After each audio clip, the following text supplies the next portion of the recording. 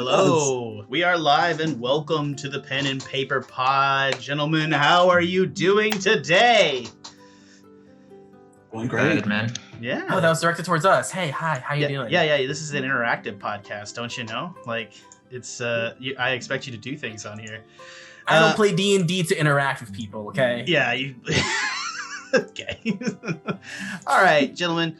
So welcome to the Pen and Paper Pod. I'm your DM, Jack, and I'm joined here today for our third season with returning veterans Trevor and Edwin, and our newcomer, though no D&D novice, Tanner. So I think you actually have more time than the majority of us, D&D-wise, Tanner. Did he even put together? Sounds like Definitely has more experience than me and Trevor put together. I played D&D technically in high school, so technically... Excluding the DM. Yeah. But don't worry, I'll make a lot of mistakes. It'll be he's a very, the best part about Tanner is how fucking chill he is. So I'm just that's the other thing too. If you are concerned about foul language, this is not the podcast for you. We will not be violating Twitch's terms of whatever, but this is definitely very clear that we've read them. Clearly, I read them before this podcast. Yeah, but it is. Hey, they give us an NSF like not safe for work tag, and I put it up, and I feel like that gives us carte blanche to do what we're gonna do. So here we are. For our third season, we have decided to shake things up by playing a villains campaign set in our own homebrew world of Novera. Yes, it may cause erectile dysfunction. Yes, I recognize the name. Sounds like a Cialis. Are you gentlemen ready to jump into our new campaign? Not at all, but let's do it. Perfect. Okay. And let's go ahead and get switched up on some of this music here so we pull up just a little bit, give myself a little bit of an orchestral swell. Yeah, and here we go. That's dirty. In the land of Novera, in the nation of Camelon, a great celebration is taking place. In the capital city of Kamaclaval, blue and orange streamers are being hung from the white stone buildings on every corner, church, and temple bells sound while the hustle of preparations are underway for a grand festival. Vendors crowd the street and air is filled with delightful smells as men and women mull wines with exotic spices for adults and prepare delicately sweet festival treats for children. The city is alive with love and hope, for today is Victory Day, the 10th anniversary of the fall of the Demon King at the hands of the Kingfisher Knights and the Hero King Kamaclavan, who totally puts his name on frickin' everything. Celebrating a decade of prosperity since the defeat of the demon army and the return of the dark races into obscurity.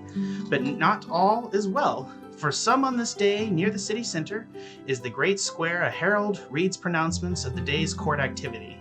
In an effort to settle all local city matters before the festival, sentencing is now being read for 4 condemned prisoners. Hear ye, on this day of victory, the 2nd of Midsummer in the year of our Lord 1492, we call on the grace of the Lawfather Luwain to help us pass judgment and sentencing upon these reprobates. As follow are the crimes a jury of lords has been convicted these criminals of. And he gestures first. First is Chuck Angus, the Minotaur. And he gestures. Ed, please describe your character. Chuck Angus is grade A prime beef daddy. He is buff. He has like scars everywhere, but like sexy scars. You know what I mean? Not disfiguring scars, but like sex scars. Exactly.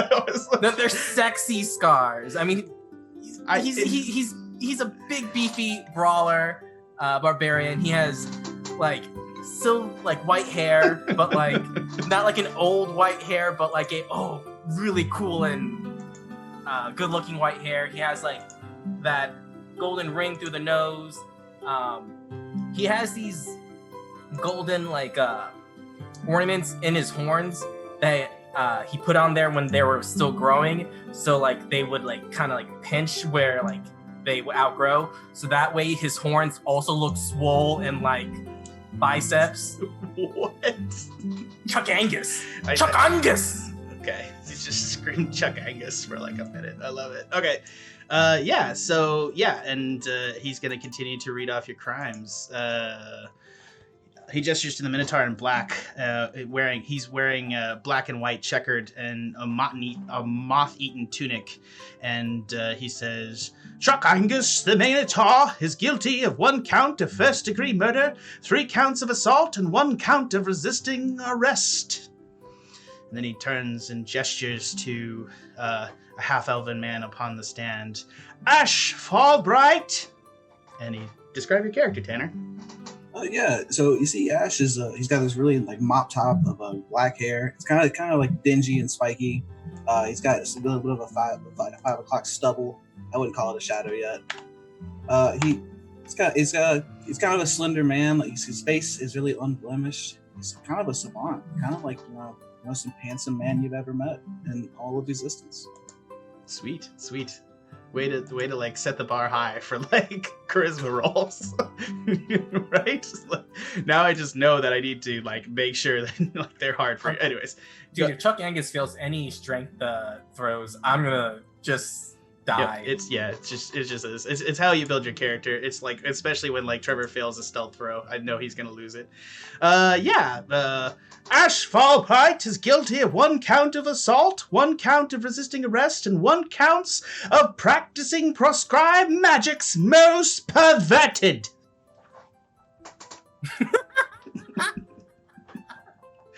And then Chuck Angus just starts laughing. Then he gestures to a fucking crow person standing next to you. "Scree the Kenku." Trevor, describe your character. Scree is a middle-aged Kenku. He's a young person, but he doesn't take care of himself very much. He's sort of dressed in clothes that have seen better days. He has spells written on his arms so he can remember them. And just is looking very disheveled and like nakedly exposed in a crowd. Like, more than anything, he's giving off a sense that he's just embarrassed to be seen than like worried that he's about to be killed. "Scree the Kenku is guilty of 1 count of first-degree murder, 1 count of assault, 12 counts of theft, 1 count of conspiracy to practice proscribed magics most perverted, and 1 count of resisting arrest." And then he gestures to the final and 4th member on the stand before the crowd, and it is a diminutive green kobold. She is short with scales the color of a ripe lime. She has bright yellow irises that seem to observe everything at once. She shares the hectic, skittish nature of her brethren. "Kimberly the kobold is guilty of 1 count of conspiracy to commit treason, 3 counts of terrorism, 47 counts of first-degree murder, 1 count of cannibalism, 1 count of inciting a riot, 1 count of inciting an orgy of great perversion, 1 count of assault, 12 counts of failing to meet the standards set for the dark races in accordance with the Treaty of Grumman, and 1 count of resisting arrest." Hear ye, then by the order of his grace Kamaclavan, first of his name, we sentence the condemned to life in the void prison, where they will spend the rest of their lives harvesting skystone for the Keeper City Trading Company. May the gods have mercy on their souls. And as they did, you step back, and you guys, the herald gestures, and the soldiers guarding each with full gold and orange plate armor and halberds turn and begin escorting you to a raised, well-like structure in the center of the town square. Yeah, you 4 are being escorted away. Okay. Does anybody want to make a roll now? No, so we're being escorted to the town square.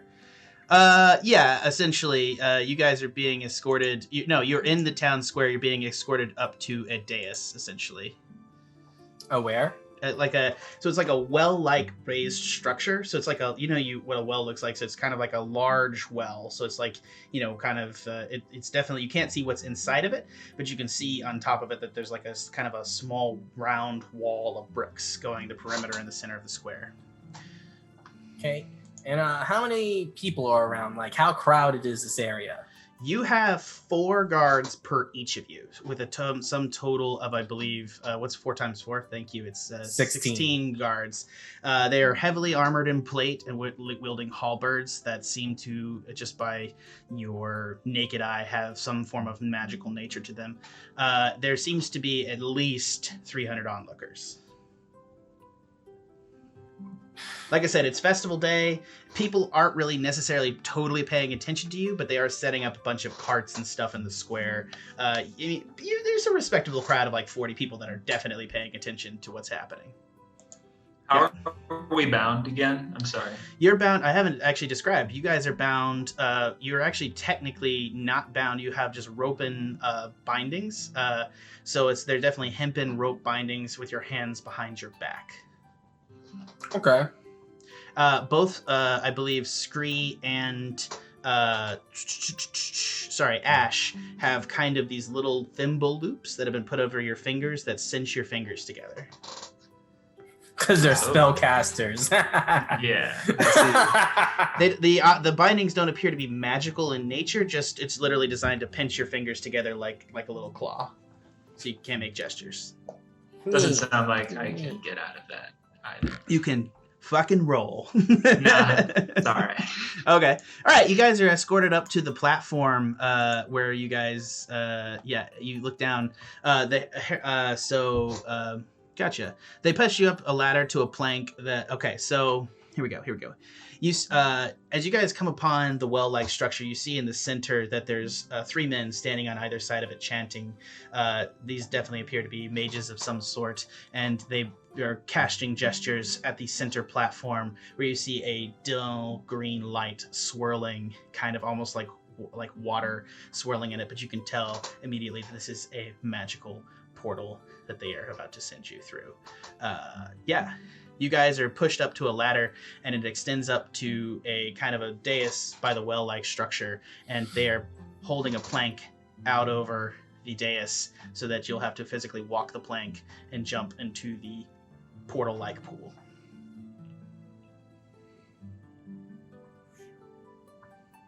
Okay. Okay. Go ahead, Ashe.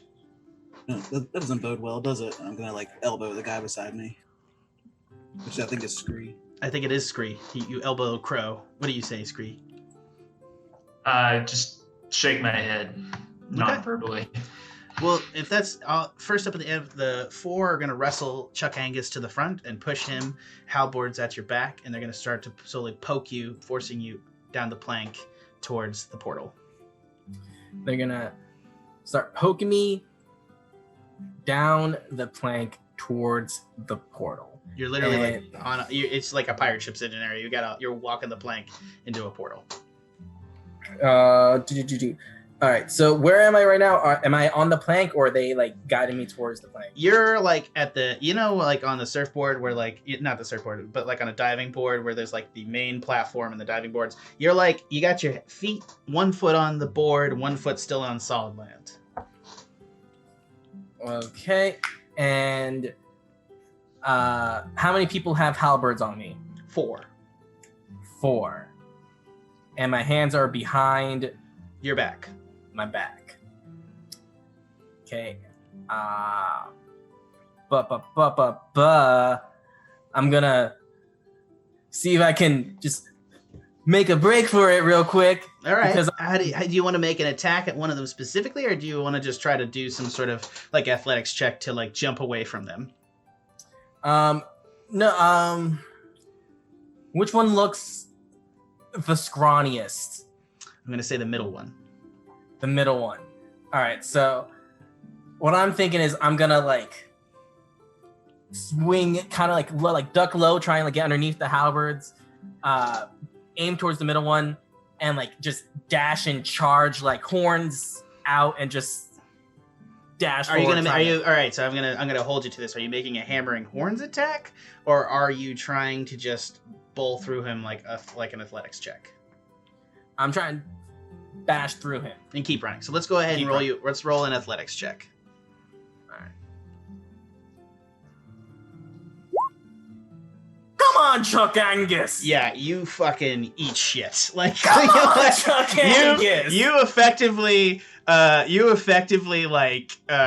you pull under his spear, so you don't eat a spear, but you come up horns against this dude's like orange and blue armor, and it just bounces off, and it almost has like a reverse magical effect, and you're not exactly sure what it is, but you're gonna take some damage. So you're gonna take 7 points of electrical damage, and you're gonna be knocked back. Make me let's make you a strength saving throw. Strength saving throw. Come on, Chuck Angus! Come on, Chuck Angus! People are watching! Yeah, they are, aren't they? Oh, so embarrassing. People are watching, I swear! I spec for this! There is a loud thunderclap as Chuck Angus is knocked backwards over the board into the portal and falls through. He then turns and gestures to all 8 now guards turn and gesture to you, Ashe, with halberd points and directing you towards the portal. And it's like, whoa, I'll go willingly. You don't gotta get all up on me. But while I do so, I would like to make an Arcana check if I can on the armor that knocked him back. Absolutely.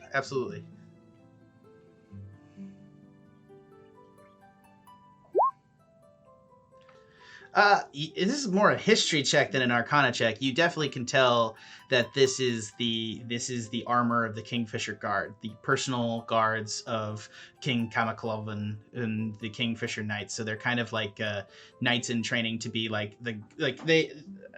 kind of in Kamacloval. There's definitely like.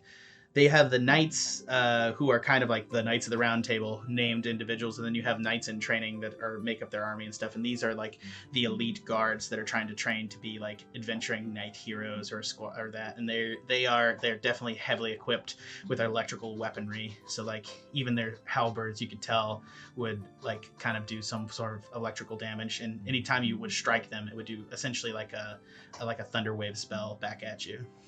Gotcha. If that's the case, I'm gonna say, you guys do not look like someone to fuck with. I'm just gonna go. Yeah. And then I hop on. We didn't actually say this. They're all 5th level adventurers, but this is not the kingdom to fuck with. So yeah. Doesn't matter. Chuck Angus is gonna do it anyway. But come on, Chuck Angus. Yeah, you got like a 9 on athletics. You didn't even it wasn't even respectable. I got like 11 on athletics and then a 9 on strength. It was pathetic. What? I'm assuming Ashe just goes into the portal.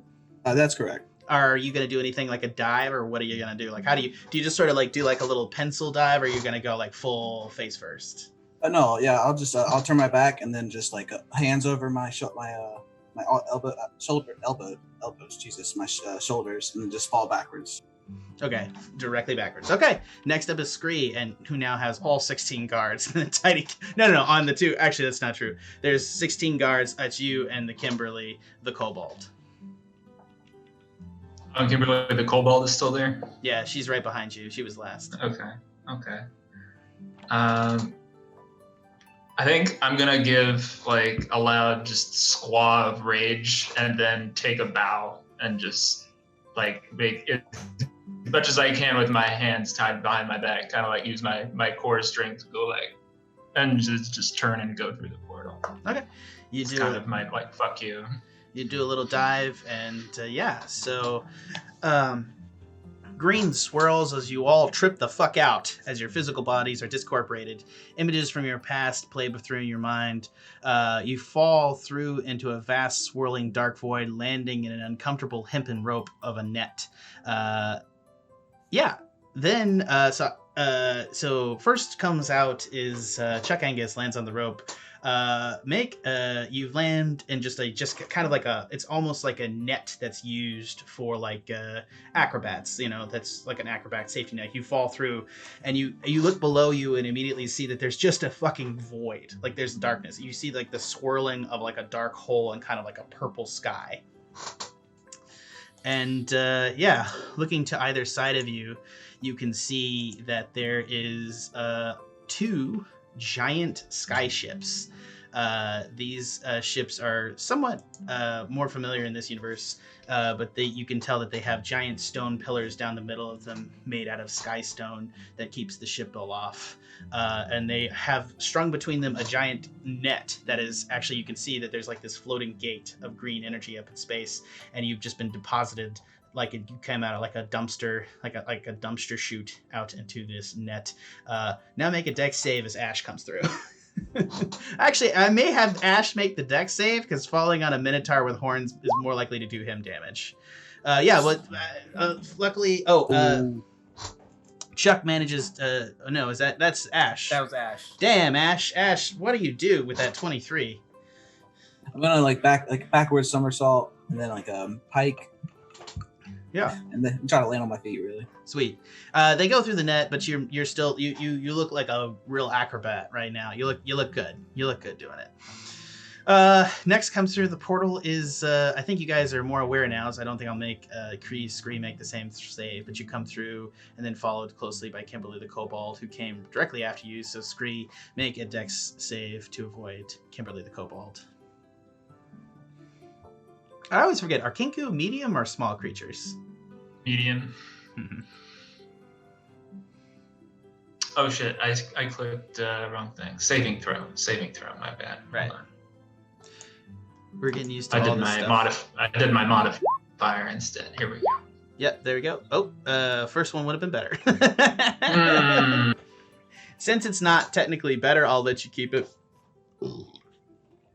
Kimberly's take the first one, man. Regardless. Well, no, he rolled 2. One's not a save, the other's a save, but it should be better. But they're both saves.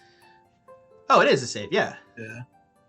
You rolled correctly. Whatever. Okay, I'll take 25 then. You managed to dexterously jump out of the way, and you guys are now all in the net with your hands tied behind your back, on between these two ships. And the ships, as Kimberly comes through, you see that the portal above you begins to close like the iris as the green kind of disappears and the energy kind of evaporates off of it, and the iris of like a shutter closes, and it's literally just a floating disc of stone in space.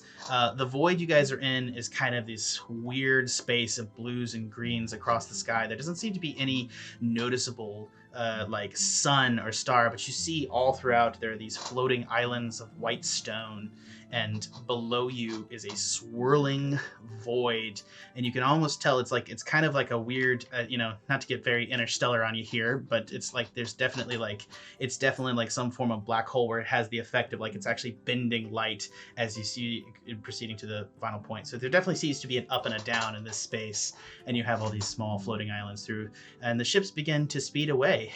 You can see that the ropes, the hempen ropes, are kind of suspended from like singular ropes. You can attempt to climb up to them on the deck of the ship, but you see arrayed on the deck of the ship are less fancy guards, but no, still they have spears on the deck of the ship pointing down towards the nets. All right, so we still are tied up. Can I try and like just muscle them away free from these hempen ropes? Yeah. Make a strength athletics. I guess you're going to be the name of Chuck Angus's game.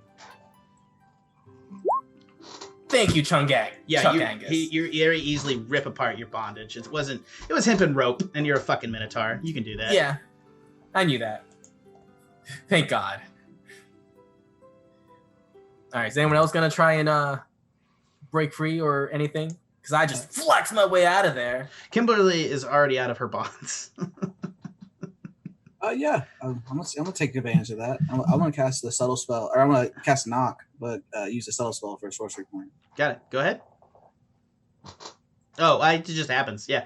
Yeah. I don't think you need to make a check or anything. It just happens. Yeah, but I can link what the spell does. Yeah. Oh, yeah. Do that because it will pop up in the chat. I am gonna. Well, it's not visible right now. I will show it visible for a second, just so people can see knock and how cool knock is. And I don't regret at all the fact that you have knock, and that's going to be possibly a problem for me later. Anyways, totally. What does he knock? Knock is a spell that just opens any door. What does he open though? His bondage, his binds. Like technically, can he see them? Yeah. If they're behind him. I guess he could like go through his legs. That's it. Yeah. So I'll crouch down. Yeah, and, you like, can. look You can under see. my legs. You can see your hands. Like you guys see me doing this in my chair, right? I'm like literally like I think you could do that. I don't know.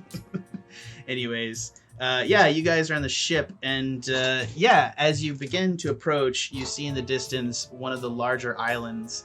It's just a giant island, and built on top of it, it's kind of like this small green field, and you see that there's this massive castle-like structure with how do I put this? It has kind of like essentially three long houses with a field behind it with a stone wall, and at the front of it there's a large tower with kind of looking, I don't want to say this, but kind of like the Avengers Tower a little bit. It looks like it has like that kind of this like protuberance off the side of it near the top that definitely has kind of like that you see the ships are angling to bring the net over this protuberance to dump you onto.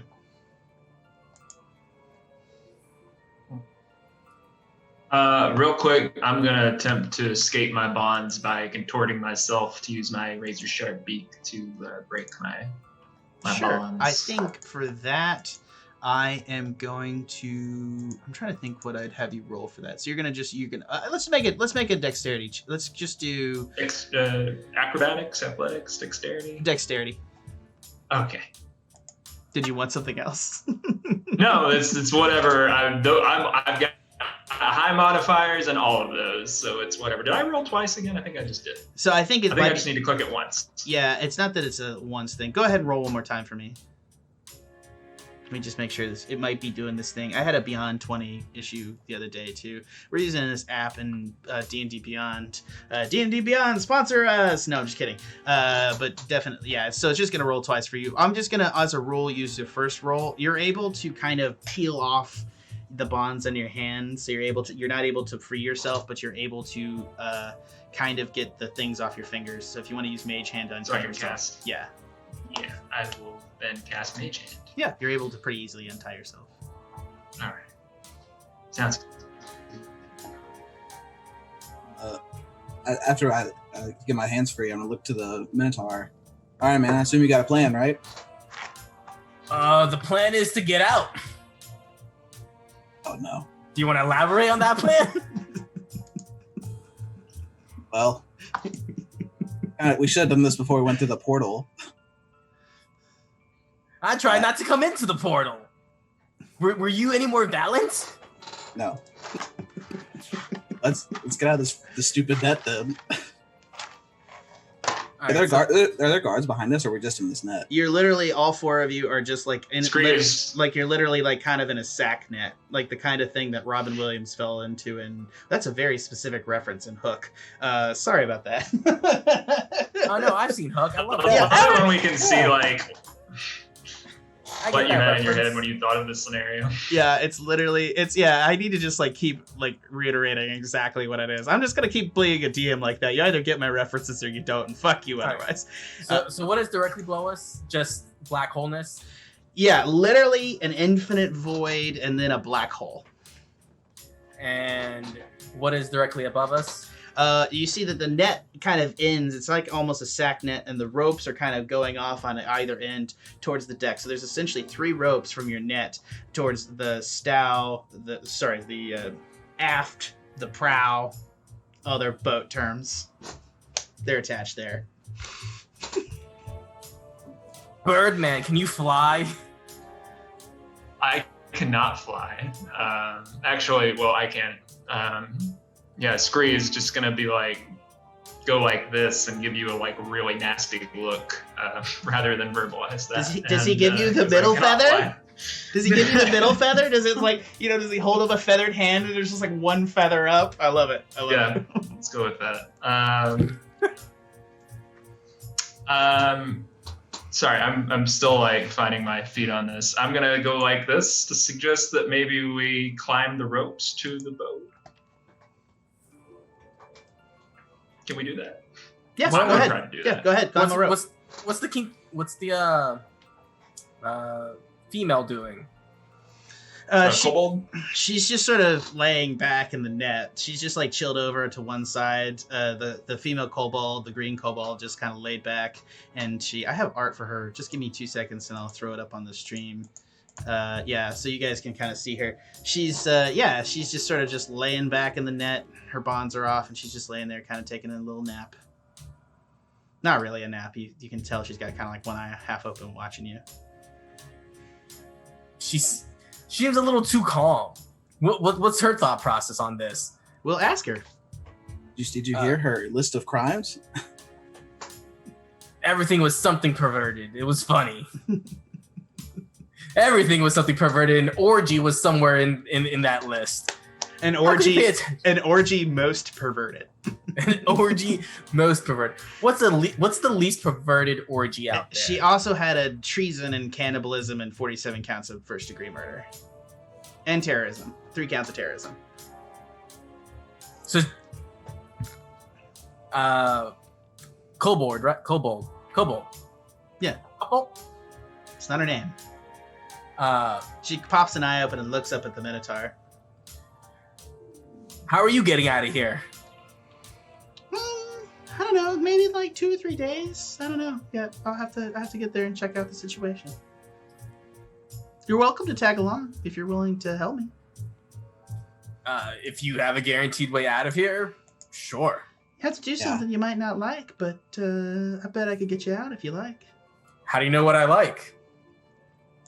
No one is going to like what I'm going to ask you to do. You don't know me.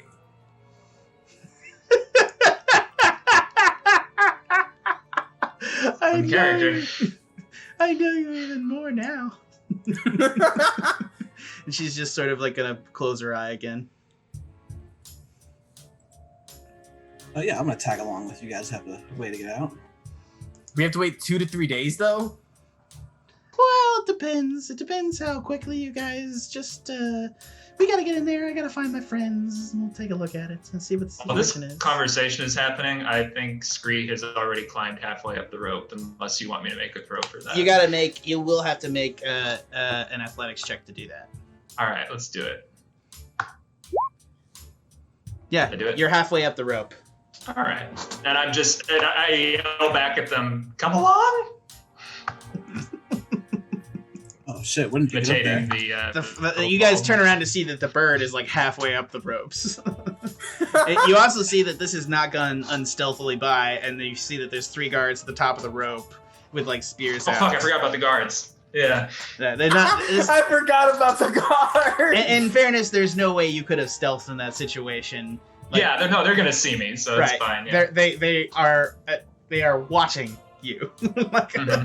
So, and they actually seem fairly attent. They definitely seem. By the way, their armor and stuff seems more hempen and like this is not apparently the good duty draw for town guards. So they're up there. They don't have shields or anything, but they do have spears and they're pointed down at you. Theoretically, the rope that he is going on, if they were to say, cut it, what would be the best rope to grab to not fall? You could probably put your hands through the net and hang on. The net is attached in 3 places, so really the only person that'll be in danger will be Scree. And I'll have to try and hold on if that happens. Yeah, they don't. If that happens, they don't seem to be getting ready to cut it right now. They just seem ready for you to come on up and them to stab you. I go, is that a problem or is that entertainment to the kobold? Kobold. Why am I having issues with that word? Her name's Kimberly. Kimberly. Right? Call me Kim. All right, Kim. Is that going to be an issue or entertainment? If he dies, he dies. I mean, we'll hang on. Entertainment it is. So, yeah, okay. You guys are getting pretty close to the structure now. Trevor, what is your plan? I have no plan. I'm acting very impulsively. Do it. Let's do it. Come on. Climb up the rest of the rope. I'll give it to you with the previous score, and you can try to jink your way out of the situation. Okay, so I have my spells free now, but they're all gonna be. I'm unarmed, and the only spells I have are for deception. I do have Mage Hand. I could try to use that to do something. Can you tell me? Can I make some kind of check or tell me more about the ship once I get on the ship? Yeah, absolutely. You can make a perception or something. I can try to. You can make a perception check. Perception right now if you want to. Let's do it. Okay, 23. Okay, you can tell that there's the other thing to note is that as you climbed up, you've gotten to the side of the ship, so you're able to put your feet against the side of the ship and brace yourself. There's little hatches along the side of the ship that would open up for cannons to pop out. You could probably try to squirm into one of those cannon holes if you want. Sounds like more of a plan than I had. Let's do it. Okay, so you squirm. Go ahead and I'm just gonna let you be able to. You can probably enter it pretty easily. You slide over, and then you're on a deck, and then inside there's at least seems to be at least 10 people rolling cannonballs places and running about. 3 of the cannons engineers turn around to see you. One's holding like a giant stick to ram cannonballs into it, and he's going to come at you. Roll me initiative. Right. I like this. Entertainment. Yeah. Okay. Did I roll? Yeah. Hold on one sec. Let me find what this dude is. All right, I'm getting it now. It's just like there's a button, and then once you click it, it opens the sidebar, and there's another button. So I wasn't sure if I need to click that button or if it already went. But it sounds like once you click it the first time, it goes. So, okay. Yeah. So you're gonna go first. You are unarmed, fighting a swashbuckler. A swashbuckler who has a big stick. Yeah. Just Okay. a big ass stick. All right. Let's see. All I've got really for combat right now is unarmed strike. But I'm a rogue, so I'm fast, so I can get out of there and disengage, I guess.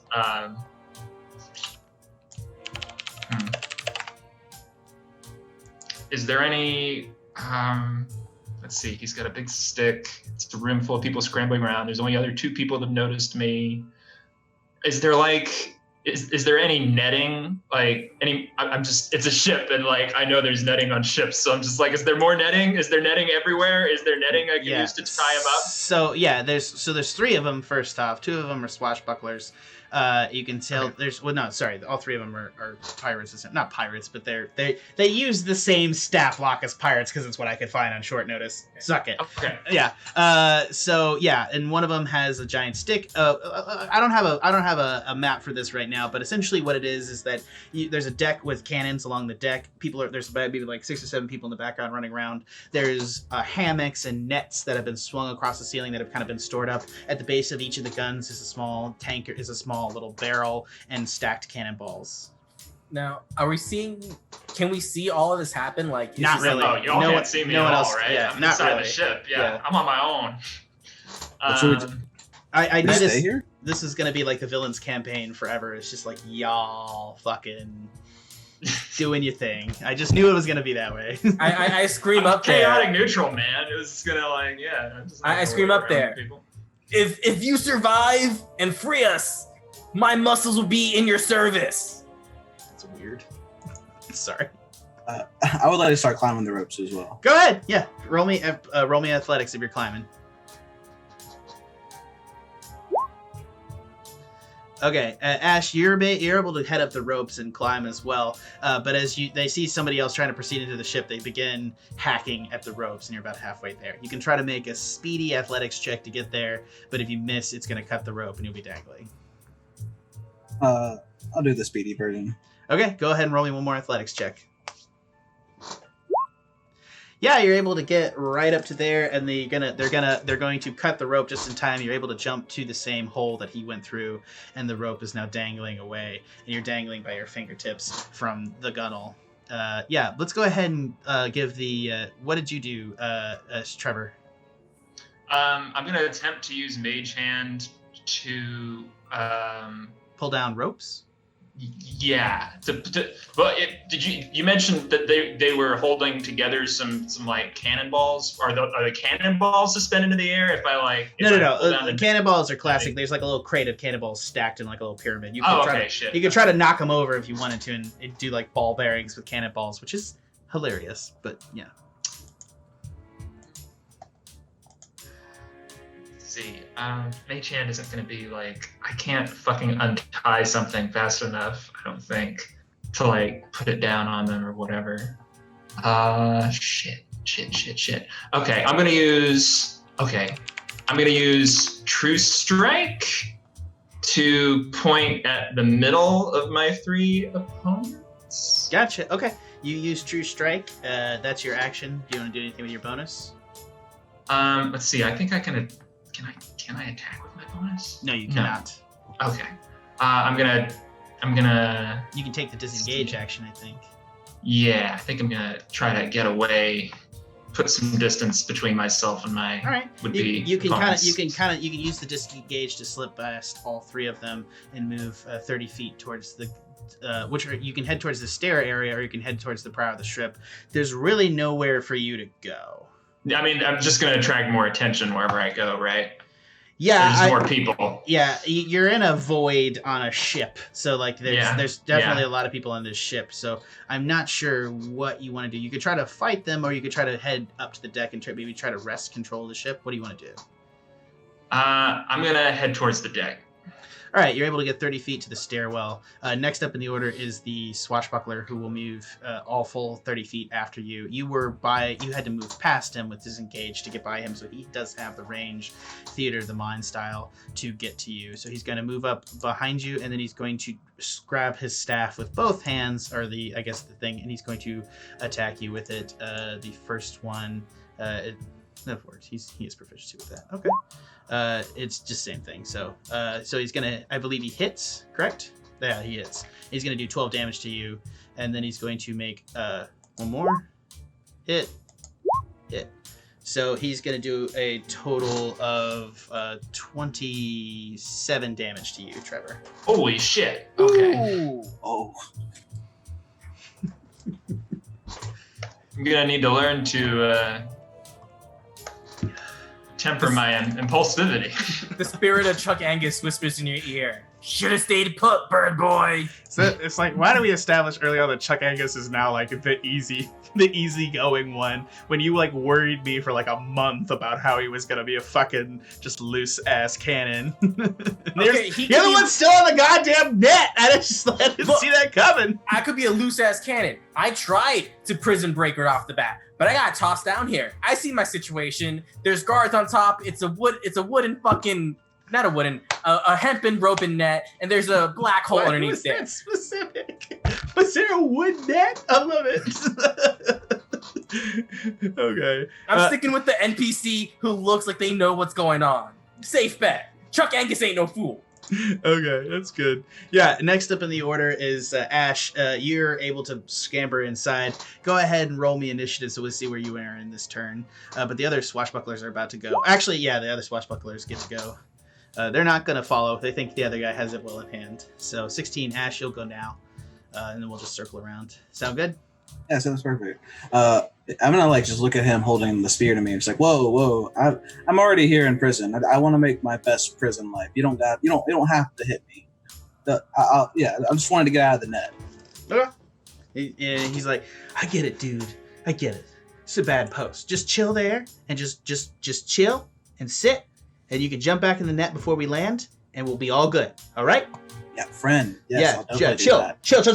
Yeah. Oh, yes. Yeah. Chill. Just make it look good. Chill. Make everything look good. As a captain, I have to be over here. I don't wanna fucking scrub the poop deck. Please no.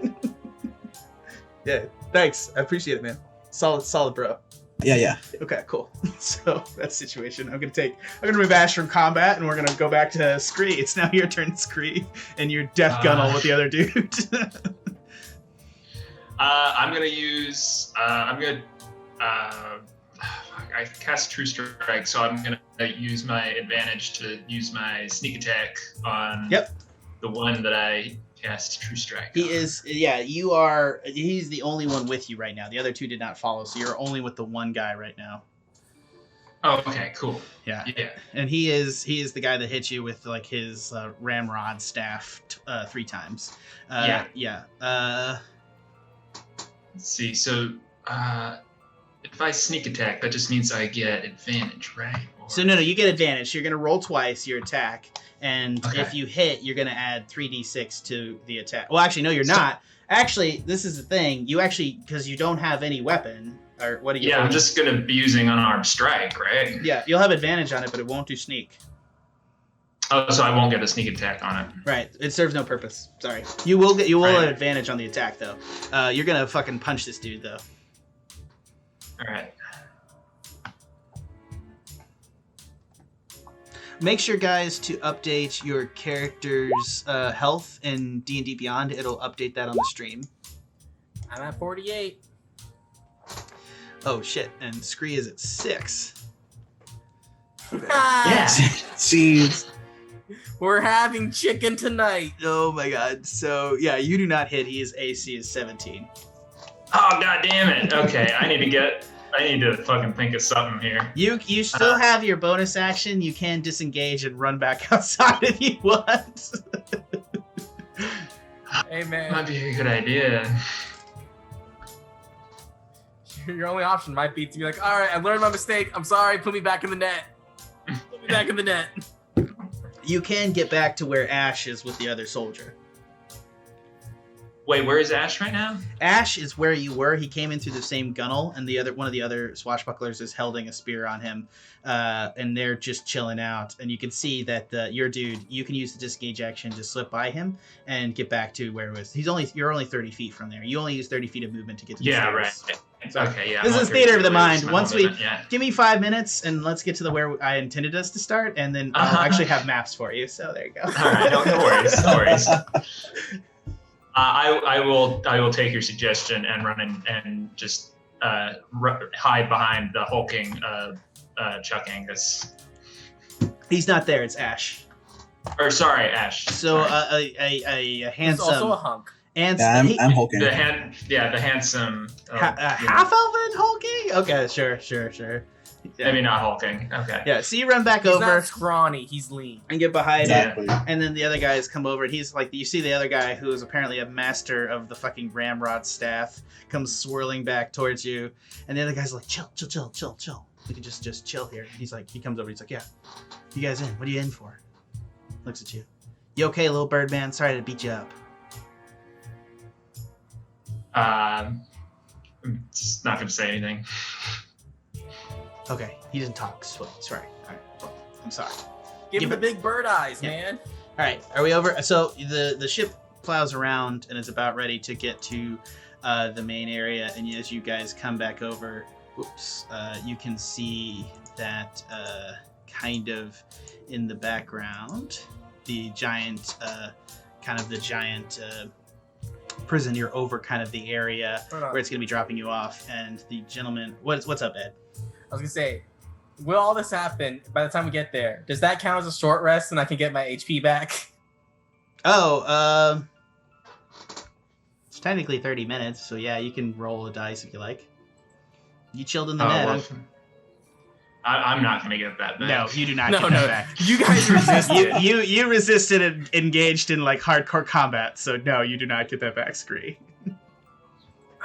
Where would I go to do a short rest? So you're just gonna roll a D. So I think you're actually barbarians are D12. This is the first time I had to see a barbarian roll a D12 for a short rest. That's awesome.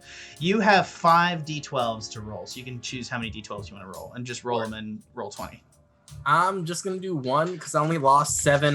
Go ahead. We'll see what you get, and also go ahead and I'm gonna keep talking. You just roll it and just add it back to your score, okay? Yeah. I assume you're gonna roll another. Yeah, there we go. I took 2. It took 2. It took 2. It's good. Yeah. So you guys are in. You're back. They're gonna push you back down to the net. They're gonna force when you guys get close. They're gonna force you guys back down to the net. As you guys approach, you're gonna approach over like the overhanging bit that's shooting out of the tower, and the net is going to gently lower onto the side of it. As it gets down there, it is going to deposit you gentlemen. Let me get these guys.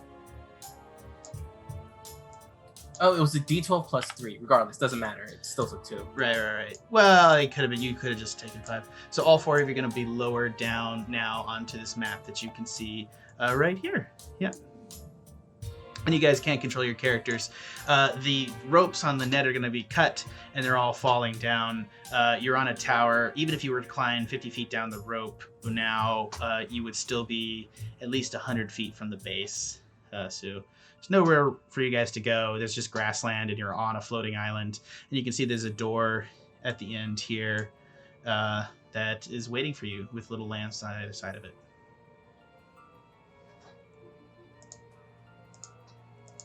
Do we have free will, or are they like carting us somewhere? There's nowhere for you to go. If you wanted to, I guess you could try to like climb down, but definitely the intention is for you guys to go into the next room.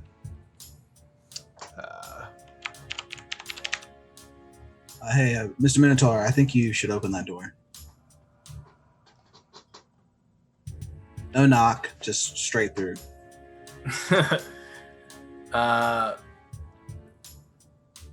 Actually, sure. Fuck it. If there's nothing else to do. Actually, Kim, should I open that door? I'm gonna stick with the one who looks like she's got a plan. Fuck if I know. You don't trust me? Trust is not the right word. It's trust. Yeah, I don't trust you. Okay, that's fair. What? All right. Do you proceed to the door, Chuck Angus? I look to Kim. I'm defaulting to Kim. She has a plan. I'm gonna. I just want to make this. Kim does not. Kim is a small creature. She does not come past your knee. I just want to reiterate how ridiculous that is, but at the same time, yes. Kim's like, I don't know. Just go through the door. Fuck you. Yeah, go to the door. Fuck you. I gesture towards the Kenku. You gesture towards the Kenku to open it? Yeah. Everyone else spoke. Okay. Everyone All else right. participated. Now it's you, Mr. Quiet Boy. Go. Okay. All right. So Scree is just going to like march right up to the door and put on his good feathers. His good feathers. I want to say towny voice. you have like kind of like a crow black eye right now. Like you look like shit. Like. Oh, I do, don't I? Yeah. Yeah, that's a good point. So you're able to open the door and step inside, and you see a well-appointed tower room. Across one side of the room is a large kind of like bars that are actually separating one side of the room from the other. On the far side of the room, there is a roaring fireplace and a large wooden desk, and a short man sits behind it. The room in the back corner, there are two guards standing by a staircase. There's a staircase directly beside you on the far side of the bars. The man is sitting there peeling peanut shells and tossing them onto his desk and nibbling on them. He's wearing eyeglasses. I'll put an image up on stream that you guys can kind of see. He is the one with the eyeglasses. And yes, I ripped off Barnabas Blastwind from... Barnabas Blastwind just hit some hard times. He hit some hard times. Yeah, he did. Yeah. He's not Barnabas Blastwind. He's my own character, but yeah. He hasn't changed his identity. I get it. It's not Faerun. Yeah, so do you guys follow into the room after him? Yeah, I follow Scree, the Kenku. Ashe comes first into the room with Scree, followed, I guess, by Chuck, and then Kimberly takes the back door behind all three of the big-bodied people. And as you guys enter, the warden looks up and he says, "Do shut the door. You're letting out all the nice warm air. It can get cold at night here in the void." We're in the void. Do we know where the void is? Like, go ahead. Yeah, roll me a. I guess for you, roll me a history check. You have no idea where the fuck you are. I'll roll it.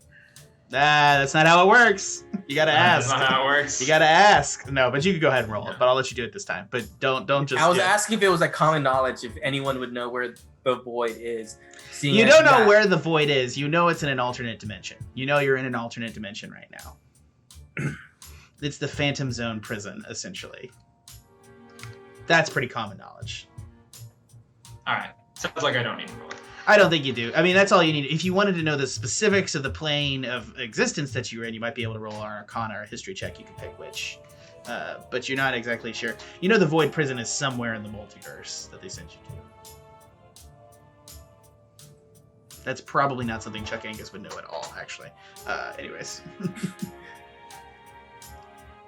Yeah. So he's gonna send his. Do you guys close the door as the warden requests? Yeah, I'll close the door. All right. Welcome to the Void Prison. It's a pleasure to have you, gentlemen, here with such illustrious company. And he looks past all three of you at the kobold behind you, and he sits back in his desk. He says, "We don't really have very many rules in this prison, mostly to your detriment. I come to understand. Once you leave my little tower, there are no rules in that prison. But we have a lot of different ways of making sure that you behave. When you leave these doors now, we're going to give you a bracelet. And that bracelet, once per day, you need to go to the kitchen canteen and you need to submit a pound of skystone that you have mined from the quarry out back.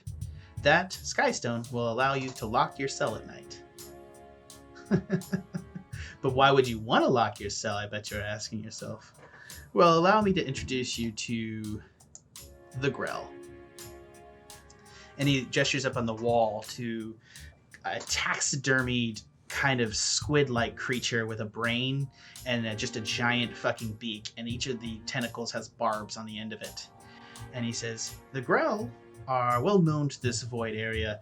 We have a hive of Grell that nest on the bottom of this island. And every 16 hours or so, for 8 hours, the Grell come up due to some unknown motion in the black hole beneath us. And they will come around and kill anything on this island. There'll be literally thousands of them that will come into the prison all around this area, and they will kill you if you are outside your cell. Kill us how?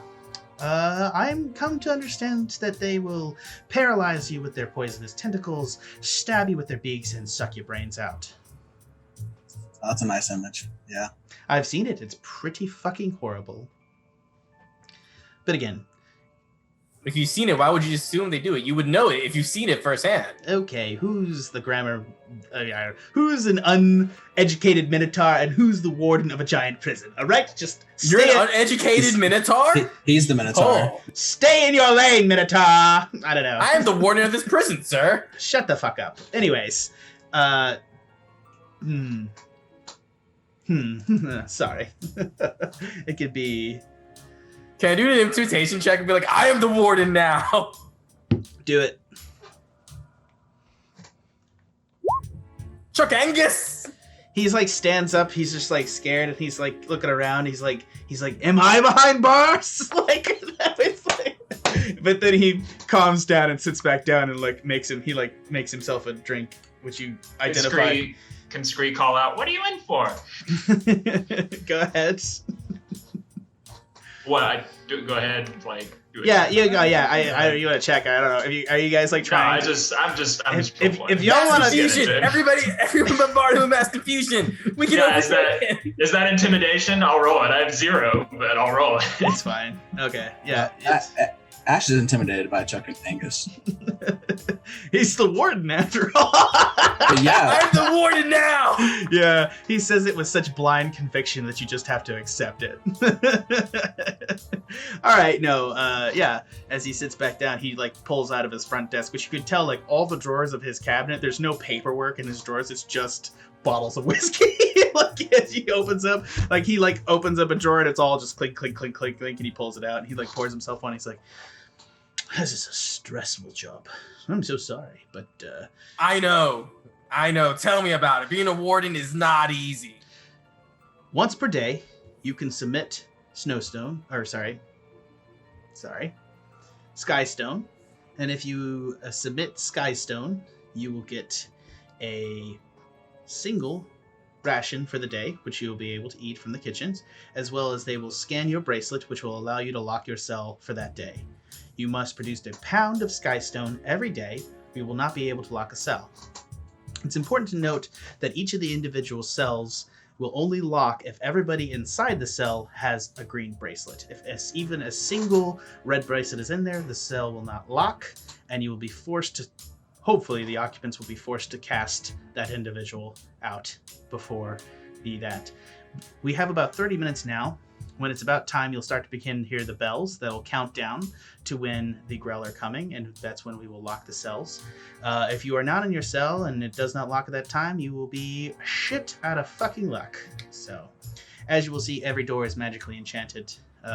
But the goal here is to make sure to lock yourself up. We expect that you spend the 16 hours of the day either going on a work detail, where one of the ships will escort you via the net to one of the floating islands where you can mine skystone there, or you can also use the outback. There are 2 mines out back. One of them is currently flooded and you will not be able to use. But you can use the other one, get as much skystone as you want. That's the thing. That's the way to survive here in this prison. Keep your head down, get yourself that skystone, and always listen to the Holy Theodicy. And he holds up a Bible-looking book. I'm just going to say a Bible-looking book. The Theodicy of the Holy Maiden. Make sure to read it. I'll give each of you a copy before you go in, so you can make sure to have plenty of reading material as long as it's the Theodicy.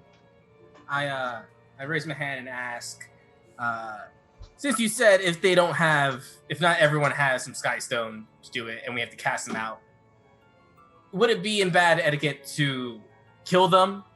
Would that satisfy you? Just to toss the corpse out there, or did we have to be alive for these creatures? Oh, the creatures will kill whoever they get to. What was the difference between the red and the green band? What's up? You want to get a green band. How do you get for doing work? So how do you get a red you get a band, and here's how it's... All right, let me just explain as a character. So this is just so it's clear. They give you a band that wraps around your wrist that's bolted on, that you cannot take off unless you like peel it off with like equipment or something. It has a little gem on it that glows red, but the ones they are giving you now glow green. If it's green and you're inside a cell, when the timer is set, your cell will lock. If anyone in the cell has a red gem, the cell won't lock, and you'll be subjected to the wave of Grell that will come and just immediately kill you. So you gotta turn it green. And I'll say this too, it'll be very difficult to survive the Grell wave. There are probably ways that you could do it in this prison, but if you're just out on the cell block when the Grell wave hits, they will kill you. There will be like 100 Grell, and they're like a CR4 creature. That means nothing to me, okay. They will just kill you. I'd like to ask the guy behind the desk. So we have to mine this skystone. What if some of us, aren't really adept at brute forcing things and mining stuff? Is there any other way to make our whispering? I don't give 2 shits how the skystone is given to the kitchen. You can steal from other people. You can murder other people. You can do anything once you're into the prison complex, and other people will do that to you as well. Murder is cool. Oh yeah, All we right. don't give a shit. Yeah, who the fuck cares? You're a prisoner now. We're going to throw you to the things. I would recommend you try to figure out the lay of the land, because I know that there are bosses inside the prison, and if you piss them off, they'll come for you. It's got its own little economy going of skystone in there, but yeah, as long as we get the skystone skimmed off the top, I don't particularly care. So I'm going to throw you past that gate, and it's just meat. So, yeah. How many people per cell block? Like... See, roughly cells are maybe 2 to 10 by 10 cells, which the cells are 10 by 10 feet because I could not make them smaller. And fun fact, most US American cells are actually smaller than that. So when you see how small these cells are, I just want to reiterate the fact that we're horrible people. I was trying to make a 10 by 10 cell and I couldn't make it smaller than 10 by 10 because it just looks tiny on the ass map. I think like Swedish cells are like tiny little apartments. They are. They're really nice. Look, they're really nice cells over there. Let's just say this. The concept for this prison came from a documentary about favela prisons in like South America. So yeah, so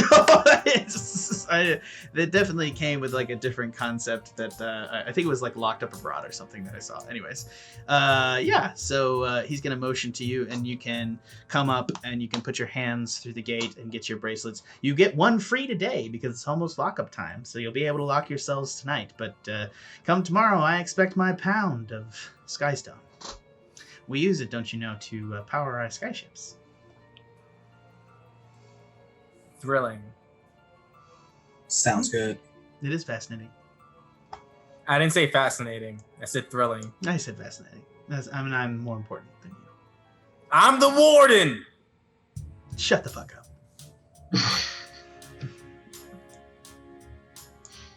I just want to reiterate to you, Minotaur, that if you continue to speak, I won't give you your bracelet, and you will die tonight. Good boy. Now step up to the gate and get your tokens, and be on your way. Do you guys step up to get your bracelets? Yeah. Oh yeah. Yeah. They lock you on to these bracelets, and each of them pops on and green. Chuck Angus's yours appears red for a second, and then he snaps his fingers and it turns green. He's just like kind of smiles at you. He knows he's gotten the better of you. I mean, okay, Chuck Angus doesn't do anything because Chuck Angus ain't no fool. He knows the situation he's in. But in my head, I'm like, I am choosing to do this, sir. Yeah. I will have my comeuppance. Your comeuppance. You guys are ushered down to the next level of the tower, which you see is the same thing. This whole tower is bisected by bar gates, so one side is where prisoners come in through. The other side you see is the guard barracks. There's a lot of guards shaving, and just, I don't know why they're all shaving. They have really long beards. No, I'm just joking. They're all shaving and shitting. It doesn't smell great. It's definitely tight living quarters, but you proceed down to the next floor.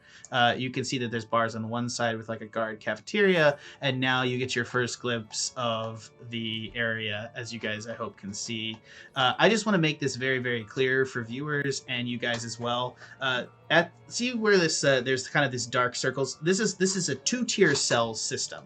So the cells and the second area are above the cells in the first area, and this area right here, that is actually like kind of a walkway above this walkway here. So you see this like line right here, this kind of non-distinct line on the floor. Like that shadowy line? That shadowy line, yes. That is the shadowy line of this above it, of the walkway. So it's 2 stacked tiers. So let's say that somebody, I'm just going to reiterate this, somebody was right here on here. They are technically above this spot right there. Got it. And I hope I'm probably more reiterating this for the viewers because I just did something. But anyways, the point is that this is like a stacked prison. Hopefully that's clear. That's a lot of fucking prisoners. We got 2 stories. Yeah. I don't know, man. I made all these maps for this, so I hand did these maps in dungeon drafts. I'm very proud of them. Even if you hate them, I will understand. One of the prisoners is going to say, "Hey, legend of fresh meat!" And then this bar gate is pulled aside by some magical means you don't know. And you guys are now in the prison. As he turns back, he's like, the guy is going to turn to you and shout through the prisons. He's going to shout, "You've been assigned to cell A219 in cell block A. Go over there once and that'll be your cell for the day. Thank you very much and have a good death." It's all 4 of us? All 4 of you for cell block A. You got a nice little palatial cell. That one's, I think that one's 15 by 10. It's a nice place to stick you. All 4 of us in one cell. Yep. I just want to say this. The immediate first thing that you guys think as you guys come into the space is that there's just a wretched smell of BO and filth. Each individual cell is 10 by 10 and has a small latrine in the cell. Though all the cell doors are open, people seem to be huddling in their cells ready because you can hear kind of like a clicking sound. Some countdown timer counts down to when the cells will be closed for the night. To one side, you can see kind of like what look like Kuotoa or kind of like fish Fomorian style people. And in the cell directly across from them, you can see a merfolk who is desperately in need of water, who seems to be kind of in his cell. And a bunch of human commoners, dwarves, humans. What do you guys do? We're in our cell. You're not in your cell. You're on the cell block. Sounds like we should get the fuck to our cell. Yeah, I'm heading straight there. Yeah, Right? I would say let's head straight to the cell. All right, you guys proceed down the way. As you proceed down the way, you can see there's a doppelganger who's just a gray alien-looking motherfucker that as soon as you walk by, Chuck Angus, you're on the end, he's going to take your shape and just directly, immediately turn into you and glare at you through the bars of his cell. But he doesn't harass you. As you guys proceed down the way, you can come across several things. You find the first... Hold on. Is there are we being escorted or? No, your guys are just doing this yourself. Just I want to make that clear. All right, he fucking changes into me. Is he in a cell or is he just? He's in his cell, but the door is open. You can proceed into his cell if you like. All right, I'd be like, hey, good looking, what's up? So you go into his cell. I approach him, yeah. Yeah, he's immediately going to attack you. All right, fuck it, yeah, I attack, I defend myself. All right, Fight! roll initiative. 19, Chuck Angus. Yeah, I'm pretty sure you go first. Hold on. I'm gonna look to the Kenku and say we have to share our cell with that guy. You Doppelganger can't share goes yourself. first, and it's going to do a slam attack. It makes 2 melee attacks. Yep, so he's going to do this twice. First one, he's going to is 8. I don't think hits. You're unarmored, correct? I'm 13 armor class. Perfect. Second one will definitely hit and crit. So that's going to be 5 plus crit 5. So I think. Wait, what did it do? Oh yeah. It'll be 10. Yeah. So it's going to do. It does. He does 10 damage to you. I think that's Okay. what that means. Yeah, double the damage dice. Yeah.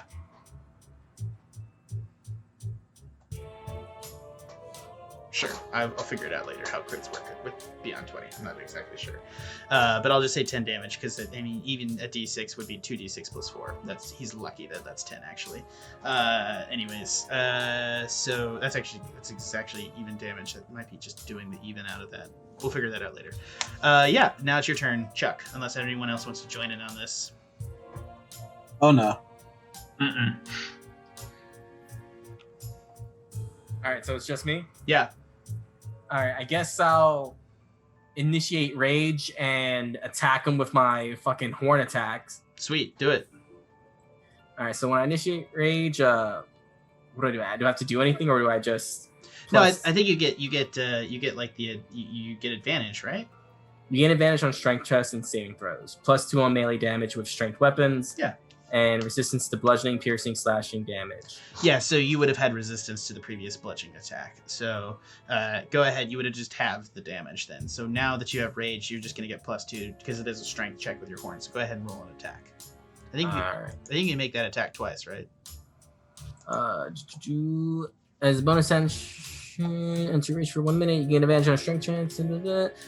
I don't see anything about attacking twice. You can attack recklessly. Yeah. Well, no, but he can attacks per action. So if you take the attack action and use your horns, you can attack twice. Oh yeah, cool. I'll attack twice then. Yeah, I would do that. Yes.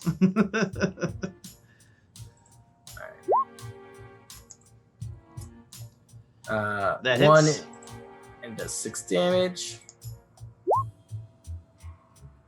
That does not hit. Okay. So you managed to do 6 damage to him. He still looks lively. He's going to come around and attack you again, this time with 2 multi-attacks. First one is going to miss. Second one will hit. And he's going to do half damage to you and only do 3 damage to you this time. Bruh, is that all you got, you bitch? Yep. Okay. You want to just keep attacking them? Yeah, I'll do another double horn attack. Let's just roll through this. Come on. That hits. 8 damage. And That does not hit. Yep. So you've done a total of 14 damage to him, and he's gonna do another attack on you. 2 slams as he fights for his life in his confined cell. Crit, which will be 11, which will be halved. Sorry, I'll do that. Both hit. So he's gonna do 21 points of damage, and that's gonna be cut down to 10. Okay. Then I guess it's my turn again, and I do another double horns. Gore this motherfucker! How dare he try and steal the visage of Chuck Angus? Did that roll? I don't think so. Nope, it did not. Okay. It's 15 for 8 Hits. damage, 8 damage. and then oof. Does not hit. So you do 8 more damage. And he is not quite bloodied, but he's going to do 2 more slam attacks on you. Hit. Miss. Or what's your AC? 13. He misses, so he just does 10 damage to you. I think he's done a significant amount of damage to you at this point, correct? He has. I'm gonna keep going with my double horns, or double horns. 12 for 10. That does not hit. That's great. Yeah. So that's going to be 12 damage to him. He is now bloodied.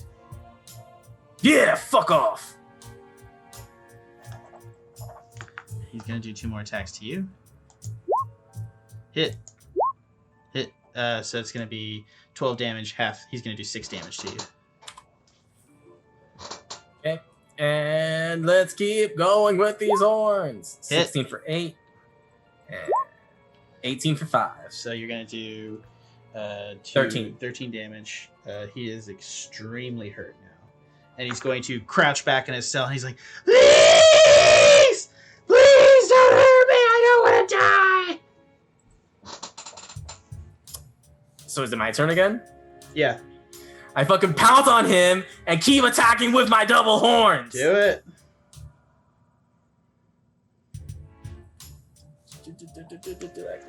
Okay, so 25 for 5. He's dead. How do you want to do this? Good thing because the other one was terrible.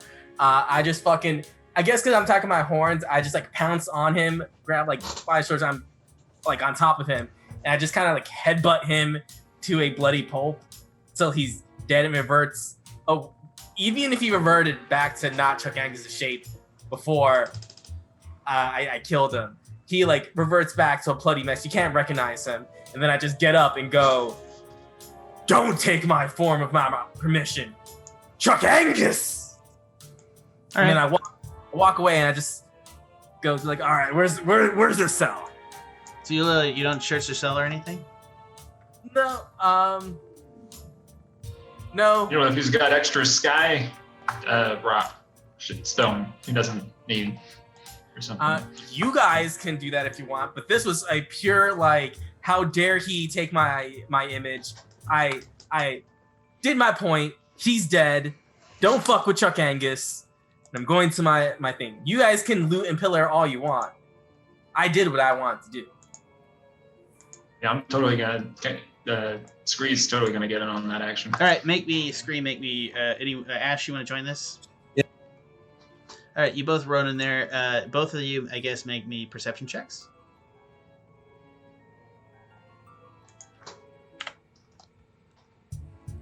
Holy shit.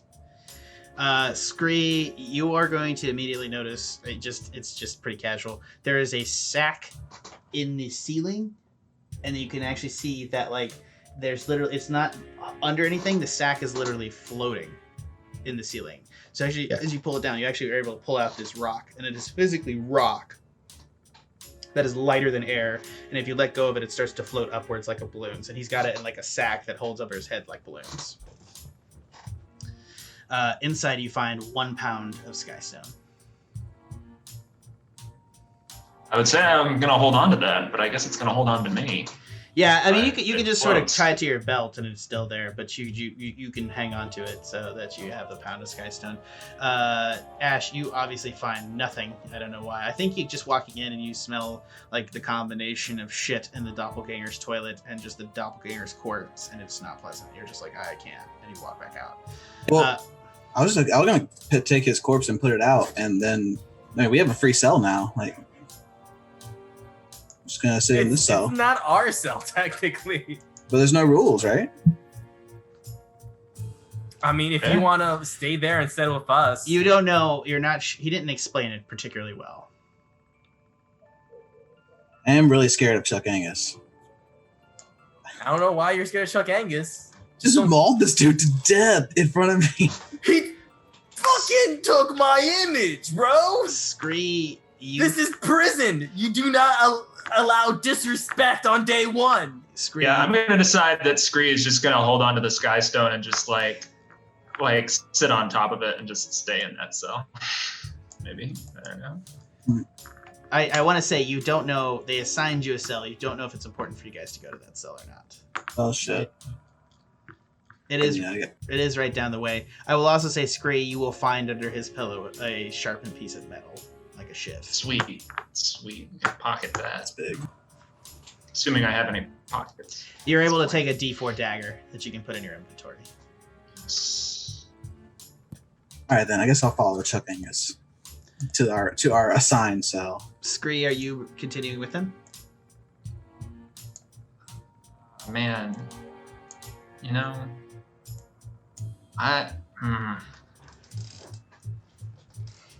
yeah, why not? I guess it could be important. All right. No, I think I would stay. I think I would just wait. Didn't you say it smells really bad in there?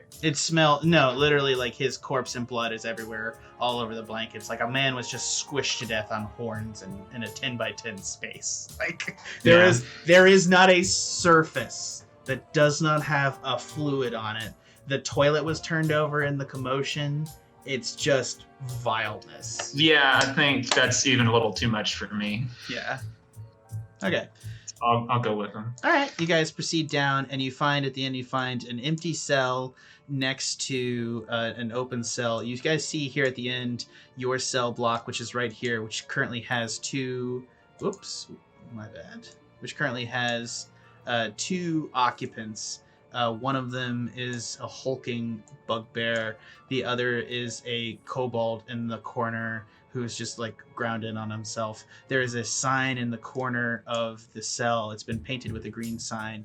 Across the way, you see chained up in the other cell is a werewolf. The door is open, but the werewolf is chained to the bed and is just growling at you. You see above the door that there is the sign for cell A219, which is your assigned cell. There are 2 people in it. 2 people in our assigned cell. Yeah. We're all gonna be buddies, I guess. We can share it. You guys immediately notice that the kobold has a green bracelet, but the bugbear has no bracelet. Huh. Oh, he's out of there. Look to Chuck. Scree will stroll in and say, "What are you in for?" The bugbear, so the kobold just the kobold, which has been severely beat up, just sticks its face into the corner, and then the bugbear turns around and gets right into your space, and he says, "This is mean green territory. Get the fuck out of here, bird brain." I'll just I think I'm just gonna troll with him and mimic him right back and say, "Get the fuck out of here, bird brain!" Roll Right back at him. initiative. Are you guys ready? Roll initiative. I rolled. Fuck. You're the one that picked a fucking fight before the actual fight, so whatever. Yeah, I mean, I didn't know there was another fucking fight. It's prison. Of course there's another fucking fight. It's like I scored 20. Yeah, okay, let's go ahead and roll this in here. Let me just pull this in. Sorry, guys, 1 second. So 20 for Scree. Chuck Angus is 10. And Ashe is 6. Oof, Jesus. I don't know why I didn't attempt to charm him or whatever. I just fucking thought it would be funnier to Because you're a bird brain. imitate him. I guess, yeah. I'm starting to have doubts about my character already. All right, Scree, how I'm playing him. Scree, you go first. You're inside the cell. These 2 are outside, about maybe like 5 feet from you. Okay. I guess He's reeled back from underneath the cover. He drew back like a cricket bat looking thing. It's actually like an ancient. It's actually in the style of like an Aztec weapon, but it's clearly like a prison modified cricket bat they've shoved sharp pieces of metal along. I was gonna say I'm picturing some nails on the end. Yeah, it's some fucking Stranger Things bullshit that he's just got like this giant fucking cricket bat of Dune. And he's wheeling it back to beat you. He does not have armor, but he has a couple of leather strips across his body. I haven't done too great at direct combat yet, but I do have a dagger now. You have a shiv. You have a shiv. A shiv, yeah. Or what was it? A 1d4 dagger? Okay. Yep. Right. Okay. Well. And you have your bonus action to disengage and do whatever else. You can also dash away from him if you like. I think I'm going to not. I think I'm gonna like not attempt to fucking fight him with my little shiv when he's got a big fucking bat. I'm gonna run out of the cell and attempt to cast Charm Person. Can I do that? So yeah, are you gonna use your bonus action to disengage, or are you just gonna run away? Disengage. All right, we'll move your character. You guys have control over your characters. Okay.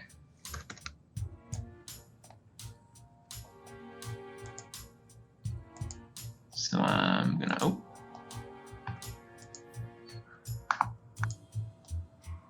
I can't. Can you not It's not- control it? Here, let me It's do not this. what? I may have messed up. Hold on. Oh yeah, here we go. Here we go. And save changes. Yeah, you should be able to There control we it go. now. There we go. Yep. So I was in there with him, right? So Correct. I'm gonna come out. I Yep. guess there are bars on here, so I still have visual contact here. Yep. And I'll cast Charm Person. Okay. What save does he need to make? Wisdom 13. Gotcha. Which is not, I think, a bugbear's strength. Not his specialty, right? Like I was kind of maybe hopefully counting on that a little bit. Yeah, he fails. He's charmed by you. Okay. See, so he regards me as a friendly acquaintance. I'm trying to think how I would just like. Could I just say? Would saying to someone who's charmed, "Get the fuck out of her bird brain" yet again, actually like kind of break the illusion a little bit if you're like communicating aggressively with No, them? he's Or is he, charmed. like- I mean, it's just he's not going to do certain things that you ask him to do. Like he won't Mhm. kill himself, obviously. which going outside, so he still knows that going outside the cell would get him Yeah, killed. you have advantage on ability checks to interact socially with the creature. So you have advantage if you were trying to convince him to do something. I see. Which you've used your action to cast charm, and you've used your bonus action, so you can't actually. So I can't. Yeah, I can't move You back. would. in or You talk might be this able to turn. do it on it next turn. Yeah. Is it gonna last? Yeah. 1 hour. Yeah, Okay. 1 hour. The charm creature can attack the charmer or target the charmer with harmful abilities or magic effects. So like he's not going to attack you, which is a useful in of itself. Next up in the order is Kobold, who's going to continue to cower in the corner, and Kimberly the Kobold is going to make motions this way. And then next up is the Bugbear, who is still going to run out of his cell, 5, 10 feet out of his cell, and he's going to attack Chuck Angus, who's next to Scree. Alright, he's gonna attack me? Yep. Alright, sweet. First one, he's going to make 2 Morningstar attacks. Both are 12. I don't think that hits, right? I made 13. So he just misses with both. Well done. He tries to attack both times and misses both times. That's his turn. Next up in the order is Chuck Angus. You just had this guy bear down on you with the cricket bat of doom. Alright, I'm gonna try and intimidate him to be like, shut the fuck up and sit down. Can I do that? Yeah, you can use your action to do that. Alright, intimidation. Come on. 19, Chuck Angus! He looks frightened of you. Alright, is there anything possibly... That was my action, correct? That's true, yes. Nothing in my bonus actions I'll be able to really do since... Alright, well... As He was scared of- a free action, the Bugbear is going to scream, "Help!" Since he's scared of me, can I walk away from him without having like a opportunity attack? No, Fuck. it's not an effect. Sorry. You intimidated him. Doesn't mean he's not going to attack. All right. So I It's intimidate him. not a frightened condition. Okay. So since I don't have any extra bonus actions, there's not really much else I can do after I just intimidated him to like shut the fuck up, and he just screamed for help. There's like option wise, not much else I can do. Correct? Oh, cool. Bye. I've still got him charmed for me to talk to, so I could try and calm him down on my turn. Yeah, I guess. Yeah, because like I can't really attack him. I intimidated him. He's like calling for help. I can't really disengage or back away without him trying to attack. So I'm just gonna stay there. If I have him scared right there, all right. Let me give this some time. See what else happens. I'm not trying to fucking fight right now, guys. Okay. Get together. Yeah, I was about to say you guys are being much chiller now. Okay. That's his turn. Next up is Ashe Fallbright. And Ashe, I'm going to say this. You see from your position that 3 goblins have come on the balcony over here. Okay. And you hear a commotion over here, and you see in your space above you that a goblin is coming down the stairs right here. Yeah, starting a prison riot.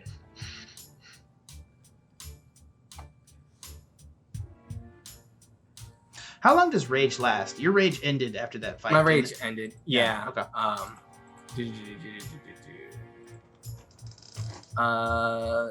It's rages for up to 1 minute or 10 rounds. Oh shit, a dagger counts as a finesse weapon, so I can use that. That's why you got it. Yeah.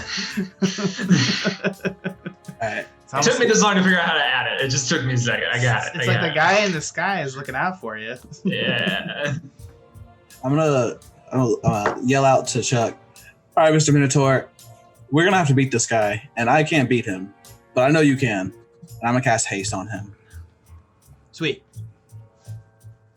You can cast what on me? Click it so it appears in the chat so people can see it. Haste. Click it so I can read. Click it so I can read. Ah, I see it. Shaping of the curse word. My speed is double, and I gain a +2 to AC. Yep. Which is Advantage actually on dexterity saving super critical throws. right now. And gains an additional action on each of its turns. Ooh, I can attack twice, which if I rage again, attack 4 times. Ooh. Right? You Did I can math attack. that? You can attack 3 times, 3 times. and I'm gonna back up like 10 feet, closer to where Kimberly is, because Kimberly seems to have the right idea about most things. Yeah, I wanted to follow Kimberly, but I couldn't disengage without being attacked.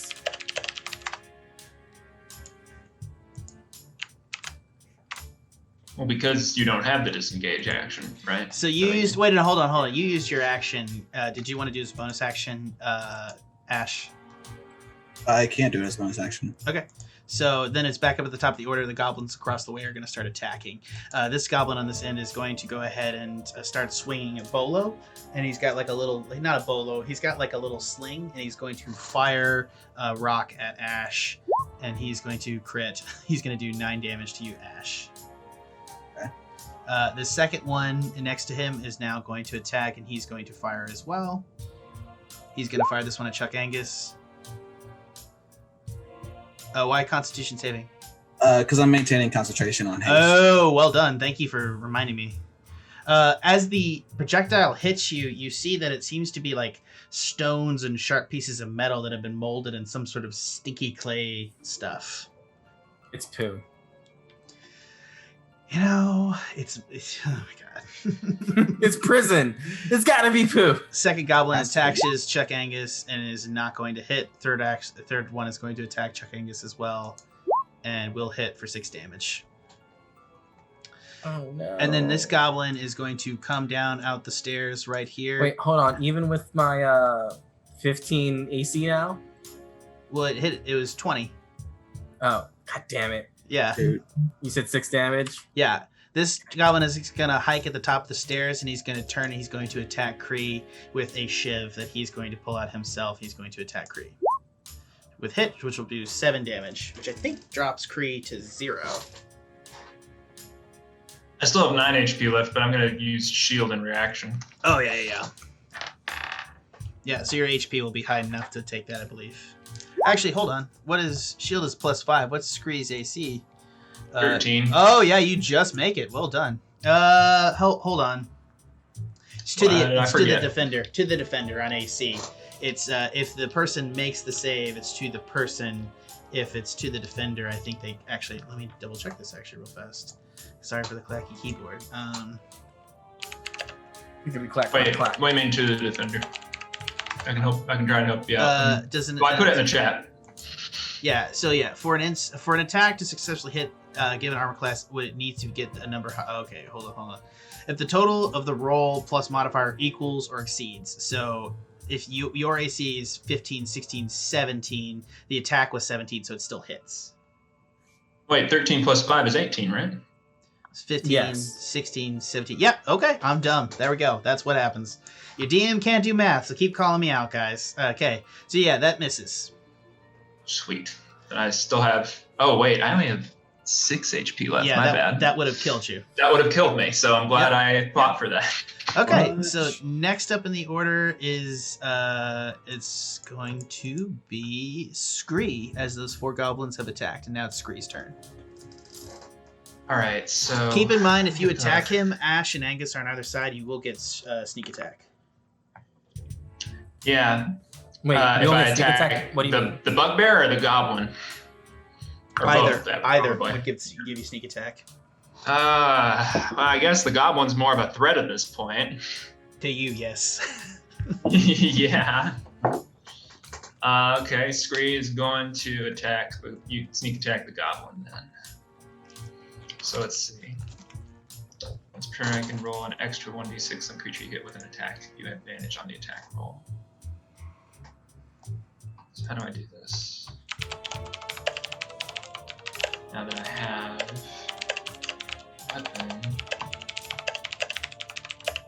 weapon, I deal an extra 1d6.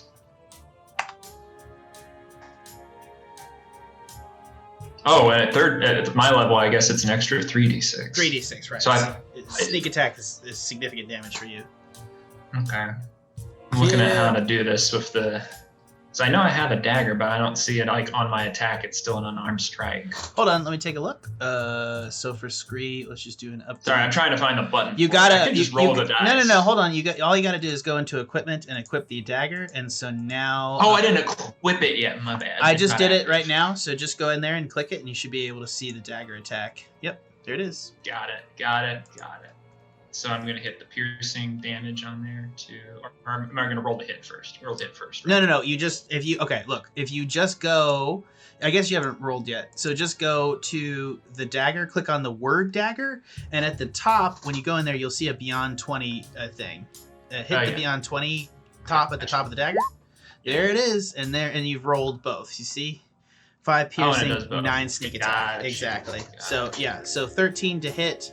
Let me double check this goblin. This is officially my first physical attack. The only D&D I played before was as a wizard, so. That hits the goblin, and it's gonna do 14 points of damage. How do you want to do this? Oh, he kills him. Sweet. If I'm sneaking attack, I guess I'm gonna get behind him and stab him in the back, right through the ribs. He's technically on the stairs, so you literally reach up and just stab him in the fucking back. Oh, he's on the stairs above me. Yeah, you're right. Yeah. Slices Achilles tendon. Yes.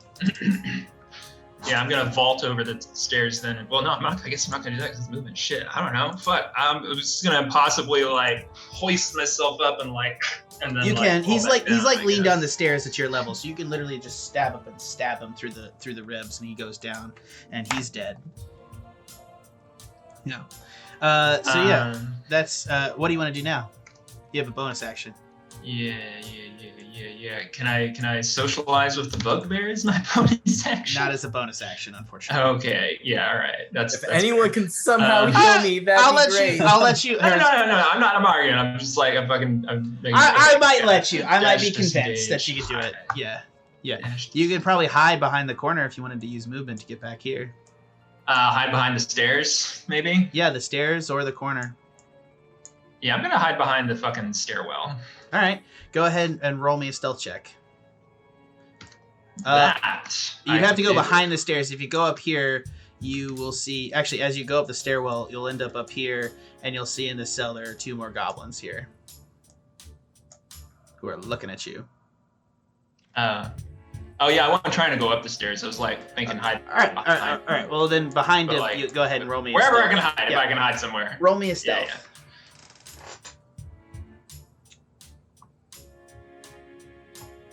Yeah, you are fairly invisible. That's solid.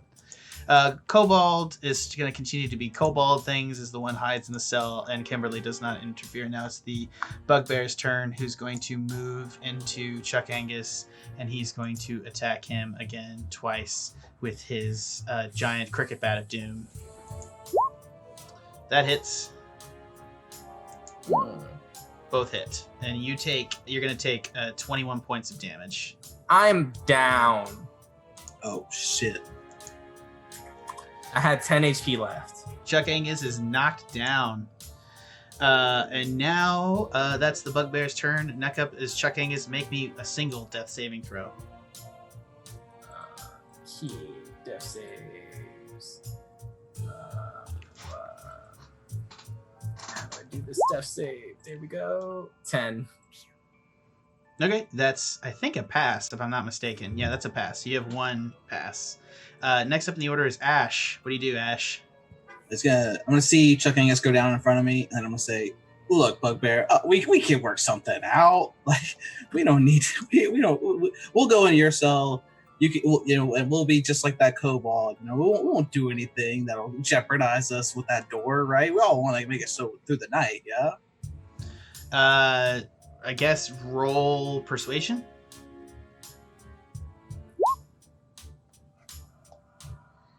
Yeah, unsuccessful, unfortunately. At a 10. Yeah. So, do you want to do anything with your bonus action?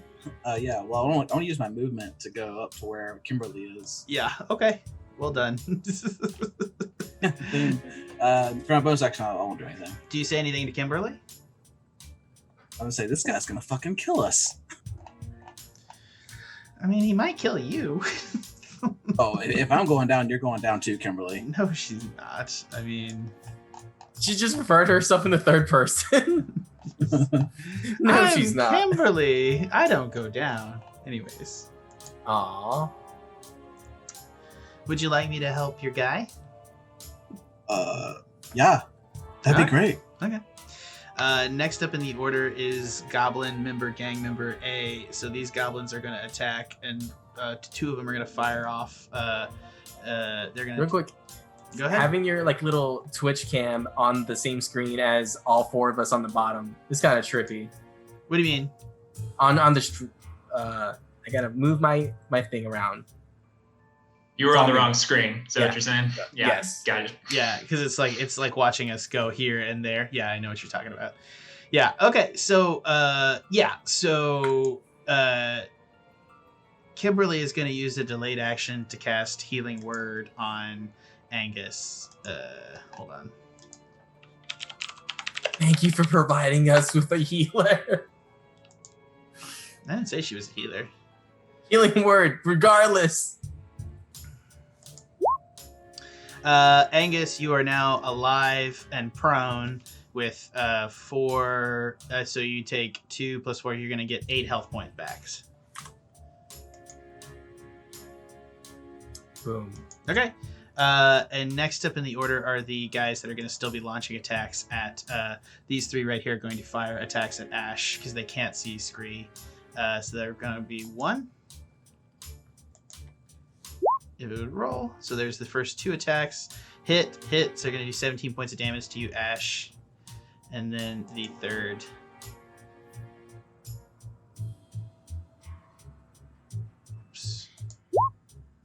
Will hit as well for 6 points of damage.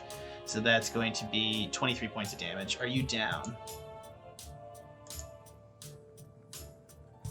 That's to you, Ashe. No, I am not down. I have 5 hit points. Okay, cool. So they just they're flinging their shit at you, and it's I don't know why I've agreed to allow this to be shit now.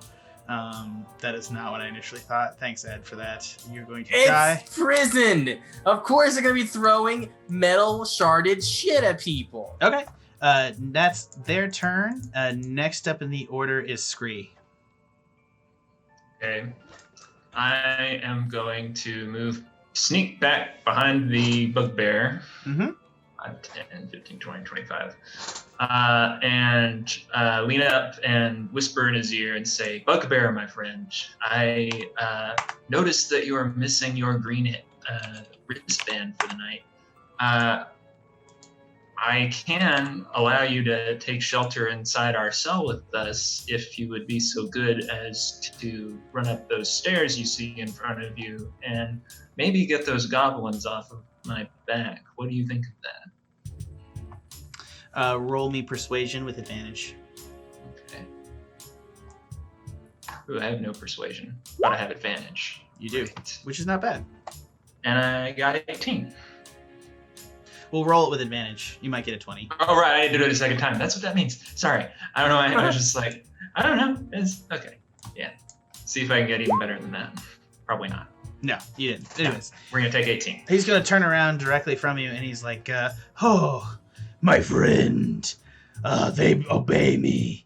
You will stay with me tonight as my friend. Let me get those goblins. They are my minions. And he's going to, on his turn, he's going to move in that direction. Next up in the order is the Kobold, who will continue to cower greatly. And then on Kimberly's turn, she's going to cast Healing Word one more time on, what's his face? You're his face. Just kidding. I'm his B-face. 7 points of healing. boom, boom, boom. And that is all she will do. She will use a bonus action and nothing else. Next up in the order is the Bugbear Chief, who's going to 5, 10, 15, 20. Come here. Stop attacking! And the goblins are going to like freak out as he comes up the stairs. And yeah. You guys hear a clicking, clacking as you hear somebody shout, 3 seconds to doors close. And next up in the order is Chuck Angus. I have energy. It's 3 seconds to door close. Yeah. I would say I would run into the cell, but Kimberly isn't there, and she's the one with a plan. So I guess I run over to Kimberly. All right. So first off, you can't make it there. So you have to stand up will be half your movement. So you'll have 15 feet of movement. The speed is double. Oh, because he's still prone. Oh, he's still twitched haste. down. Yeah, he's haste. So he'll have 30 feet of movement. So you can't make it to Kimberly, I think. Kimberly? Okay, cool. Kimberly. 5, 10, 15. So you can make it almost halfway there. And you still have 5, 10, 15. Actually, no, you can't make it all the way there if you want to make. You can't both go into the cell on this turn and make it to Kimberly. It's a couple of seconds. I have to go into cell. It's preserve the life. Okay. Move your character into the cell. And next up in the order is, unless you want to do something else, Chuck, is Ashe. I can't move my character. Oh, that's because I didn't give you control. Because I was concerned about the darn things you would do. I also can't move my character. Darn things you would do. That's not for you, Tanner. I was more worried about Ed than you, but you now have control as well. That's as far as I can go, right? Where I am? Yeah, well, no, 5, 10, 15, 20. You can move anywhere in the cell. You have more than enough motion to get there. It's just you didn't have motion to get there and get back. Word. I'm in the corner of the cell. Word. Next up is Ashe's turn. Yeah. I'm gonna look to Kimberly and it's like, Kimberly, let's go now. 3 seconds. And I'm gonna double move to get into this. Do it. You're in the cell. Next up in the order is the goblins, and you guys are all gonna get partial cover. Actually, they're not gonna move as they mess with the bugbear, who still seems incredibly confused. They're yelling at him. Scree, it's your turn now. I'm gonna get my ass inside that cell, and if I can, I'm gonna try to decipher this script on the floor. Yeah, sure. What languages do you speak? I speak Common. Well, actually, and... you know what? We're gonna deal with this, and I'll resolve this. All right. Yeah. Oh, you can. Yeah. Because this is pretty intense. Next up in the order is the Kobold A, and then Kobold B, and Kimberly is going to double move. Actually, Kimberly is not going to come with you. She is going to move away.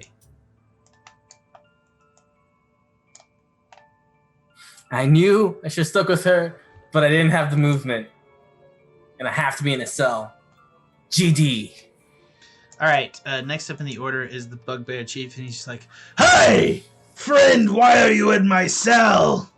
And then as he shouts out, the timer is going to stop, and the cell door is going to slide closed. Slink!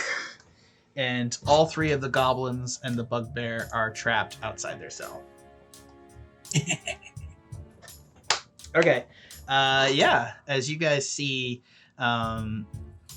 descending from the ceiling, you see the lights go down, and all of a sudden, from the ceiling comes just a tendril. You don't see it. Like the lights, you see that there's like these big lights that are all over the cell that have been lighting the way. And as the cell slides shut, all the lights in the room shut off.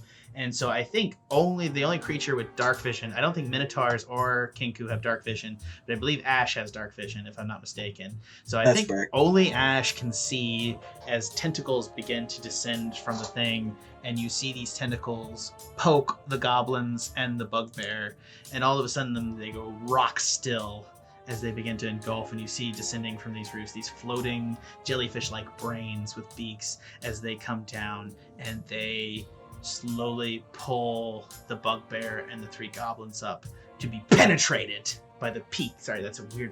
Sorry, I'm so sorry. The beak snaps into the brain, and you hear a sucking noise as they suck down. And I'm just going to say this, like, you can't see much. You really see... All you see is they get sucked up into the tentacles, Ed and Trevor. But all of a sudden, you hear... And then you see the Bugbear and three goblins' corpses drop onto the cell block floor in the middle, all of their heads cracked open and their brains removed. And their brains. They never had any to begin with. All right, gents. So it's 9 o'clock now. We're going to take a quick break. I think we'll be back in about 15 minutes. This is good. This is good. You guys are starting more fights than I thought. Go ahead and roll your characters. So you're stuck in the cells for the night, so you're going to get a long rest. Sweet. Yes. Not a peaceful long rest, but a long rest. Okay. All right. And we're going to go to here and there and... I'm keeping my fan on. Oh, no. Yeah, turn it but off. Not my AC. Not my unit, just the fan. It's getting hot out here. I'm keeping the fan on. We're turning off the fans, as you can tell, because it's bloody hot in July. This needs to be a winter podcast. That's what we need. All the settings will be winter when it's hot as fuck outside, because that's the only place anyone wants to be.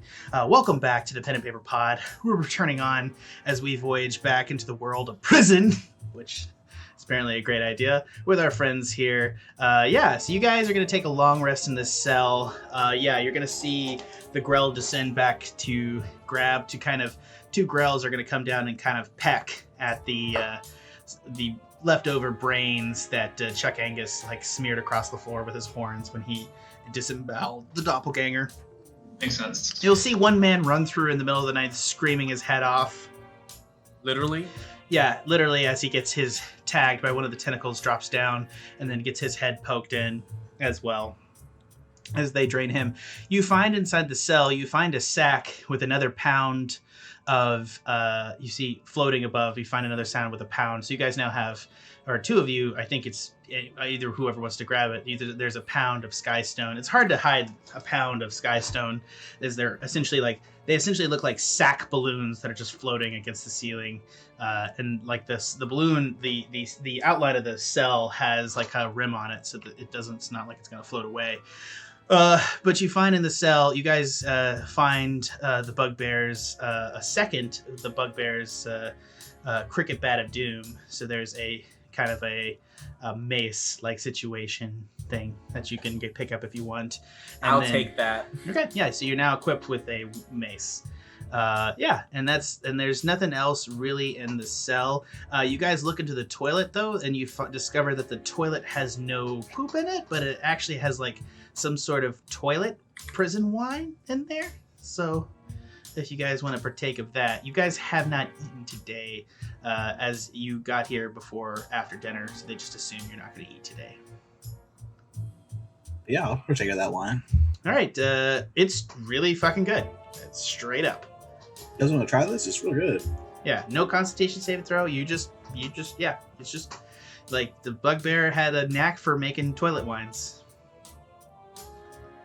Oh well, shame he's dead. Do we have any containers?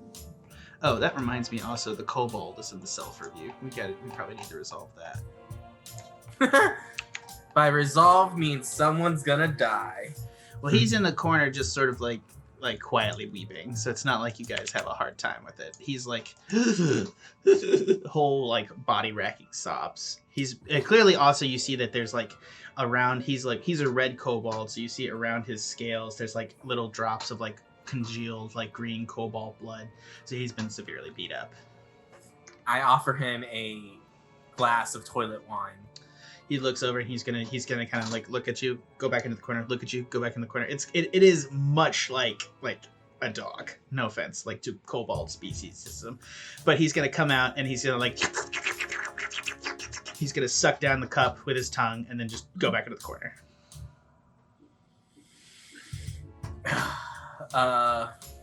I just sit in a separate corner.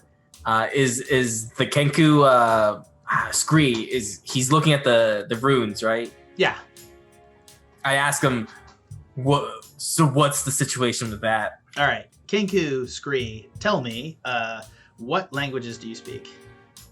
I speak Common and Aural, and I have the ability of Thieves' Cant. I know a mix of dialect, jargon, and code. Yeah, written okay. by thieves guilds. So you know thief signs, right? Yes. So this is a sign for a street gang, which you'll recognize as called the Big Mean Green. Shit. So it's sort of been just tagged on the bottom left corner of the cell as ownership of the cell. Okay. The cobalt's green. No, the cobalt is red. Oh, cobalt's red. But The it's one green that's in the blood. cell. Yeah, the green, it has green blood. The goblins are also green by nature, as you know, the bugbear has orange fur, but it's green underneath.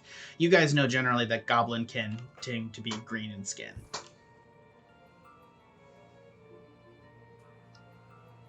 Also, the kobold that Kimberly was green as well. There's not much else to it. It's not really a rune so much as it is like a sign of ownership for a gang. Yeah, got it. All right, Well- so, I was gonna say, so what does he say about the green letterings? Nothing? Oh, should I convey that information? Yeah, you got to convey it. You know that. I've told you what Yeah. you know. So you guys, let's get some conversation going here. What does this cell look like? Y'all are in a 10 by 15 foot cell with 4 people. It smells like shit and BO and Minotaur dung. Cause I don't know where the fuck you guys are shitting tonight, but you guys will have to at some point. So y'all need to make a decision. Where? Okay, so the toilet has toilet wine in it. That's one corner. Another corner has the runes in it. That's 2 corners. Third corner has what in it? I'm assuming the beds. So there is a triple bunk bed in this space. So where the bed is a triple stacked bunk bed over 2 spaces. The other corner, one corner has the runes. The other corner is just a free corner at the head of the bed. So you would only be I able call to top bunk. Okay, yeah, let's go ahead and make it clear. This cobalt's not getting the bed. I call metal bunk. He doesn't say anything, but yeah, it hunkers. It like leaves and like hunkers down by the toilet.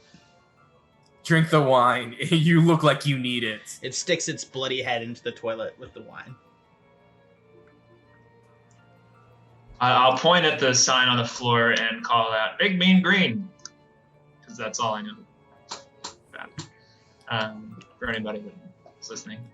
Big Mean Green indeed. So I asked you guys, where did Kimberly go? Well, when the cells were closing, I was right beside her and told her to come in the cell, but then she wasn't behind me when I looked around. Scree just makes the growl sound, like the brain sucky sound thing, to imply that he thinks she probably got her brain sucked out. I said no. She had a look upon her face that she knows something. She has a plan, unlike us. More so, unlike you guys. Also, I commend your bravery for climbing the rope, but read the situation, my man. Well, when it comes to either being in a rope net or not, I choose not. Can I mess with Chuck Angus real quick as Scree? Can I have Scree cast disguise self to shape change into Chuck Angus? How tall are you, Chuck Angus? Because I'm 5 foot. I can only change 5 foot. Yeah. I'm trying to. So how tall is Chuck Angus? I think average Minotaur height is like 6 foot. Probably. Average is 6'2". Then I'll say I'm like 6'8". That's beyond my abilities. So guys, I need you guys to keep a conversation going. I need to step away for 2 seconds because my fiance is calling me. I'm so sorry, guys. Right. It's going to be 2 seconds. Scree is just going to respond to that with, "I'm the warden," to like just fuck with the Minotaur. So you don't take my appearance. You just mimic what I said. I just mimic what you said earlier to throw that shit in your face so that, like, I don't know, not like being wise and shit when you got in trouble with the warden earlier, to try and remind you of that. I think that's what my train of thought is with that. All right. I like poke at you and go, "That was a brilliant moment of mine, bird brain. I'm going to take that as a compliment, because if it was anything else, there'll be one less thing in this cell tonight." Say that. Whoa, Mr. Minotaur. We don't need to fight each other here. We're all gonna get out with Kimberly, right? I am all about getting out together. I assumed we were getting some camaraderie. But if someone is insulting me, good sir, if someone is to cheapen the entity that is Chuck Angus, they must pay for that. Needless to say, you saw what happened to that doppelganger who, out of nowhere, just took my visage without my permission, without properly honoring Chuck Angus. Oh yeah, it's true. Like, I saw that doppelganger's a spear of blood now, and that well deserved, if you ask me. So your name is Chuck Angus, right? Yeah, right. Yes. Okay, well, let's start with a dialogue. I am Ashe, and I've never met a bird person as yourself. What do you go by? Scree. Just make the sound like the name. It sounds like a sound of like an animal. I see. And I go, "Well, Scree, I don't want us to get off on a bad claw or whatever it is that your species has. So I hope, because I see the tenacity in those eyes as you climbed that rope, the sheer fuck it to the man in all of it. I admire that. Don't step out of line, and we'll be just fine." Scree will just say, "We'll be just fine." Back at you. So Chuck, where is the line? Like, what could we not do? I don't want to get on your bad side. That is the line. Do not get on my bad side. Like, what do I need to avoid? Should I make sure to never wear your likeness ever? As long as I get like a percentage, you ask. Just don't be rude. I hate rudeness. I'll chuckle to myself on that one. Chuck!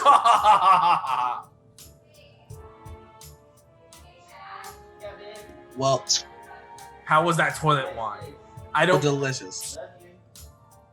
I mean, I've had some very fancy wines in my days, but this toilet wine's actually pretty comparable.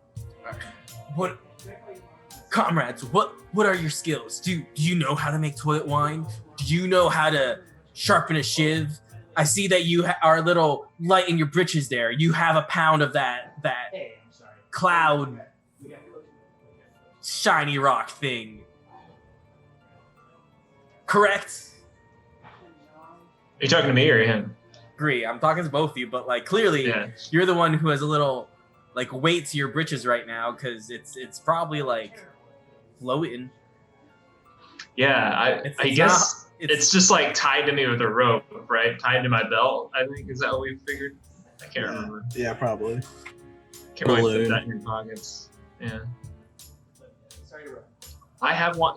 Do I have both of them? I think we found two, right? I have one. Someone else has another one. Yeah, we haven't decided. I'm so sorry about that, guys. You're good. We're establishing friendships. We're establishing bonds. We had a bathroom explode downstairs, so it's all good. Again? What? Don't say again. It makes me seem like the worst kind of person. Why would you say again? There's only like 3 things you could have responded to have made that worse. That's like the worst. Like, yes, it did happen again, but it's not my fault. All right, I keep a tight ship. Sorry, I know your life. Hold on. Now needs to know how many agains is this? Is it the second? Is it the third? Is it the 6th time this has happened? It's the 3rd. The 3rd. Yeah. So it's clearly a recurring problem. I shit like a man, all right? I take big shits. I know. You stayed on the Zoom call. What? Oh, could you hear me poop from the bathroom? That's terrifying. You stayed on the Zoom call. Oh, could you hear all that? What, just now? Yeah. No, oh, you heard all my conversation with my dad, too? While I shit? Not entirely. Okay, perfect.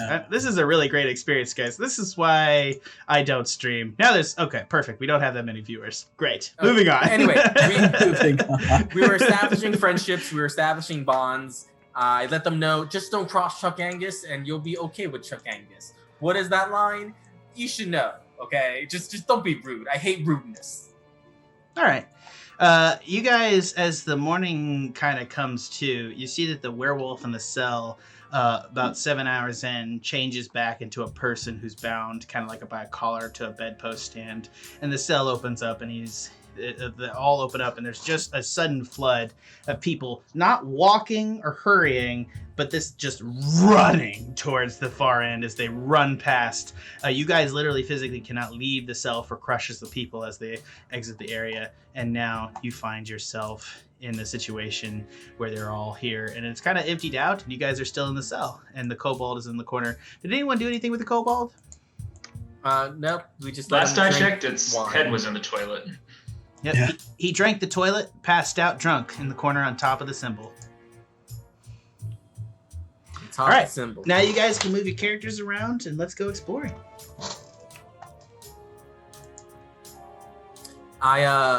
First of all, so we have 2 pieces of floaty rock right now, right? Correct. We have 2 pounds worth. So you need a 3rd pound for all of you to get in the cell tonight. 2 pounds if we include the kobold, since he needs one as well. Otherwise, nothing will happen. Correct. Correct. He'll just die. All right. Yeah, we can just kick him out. We could. We also have the option to go mine it legitimately. Yes. You'd have to proceed at the back of the fortress and by the cafeteria to do that, though. Is that where everyone ran to? It appears that everybody ran past the cafeteria, yes. I guess I'll go. Well, I want to look for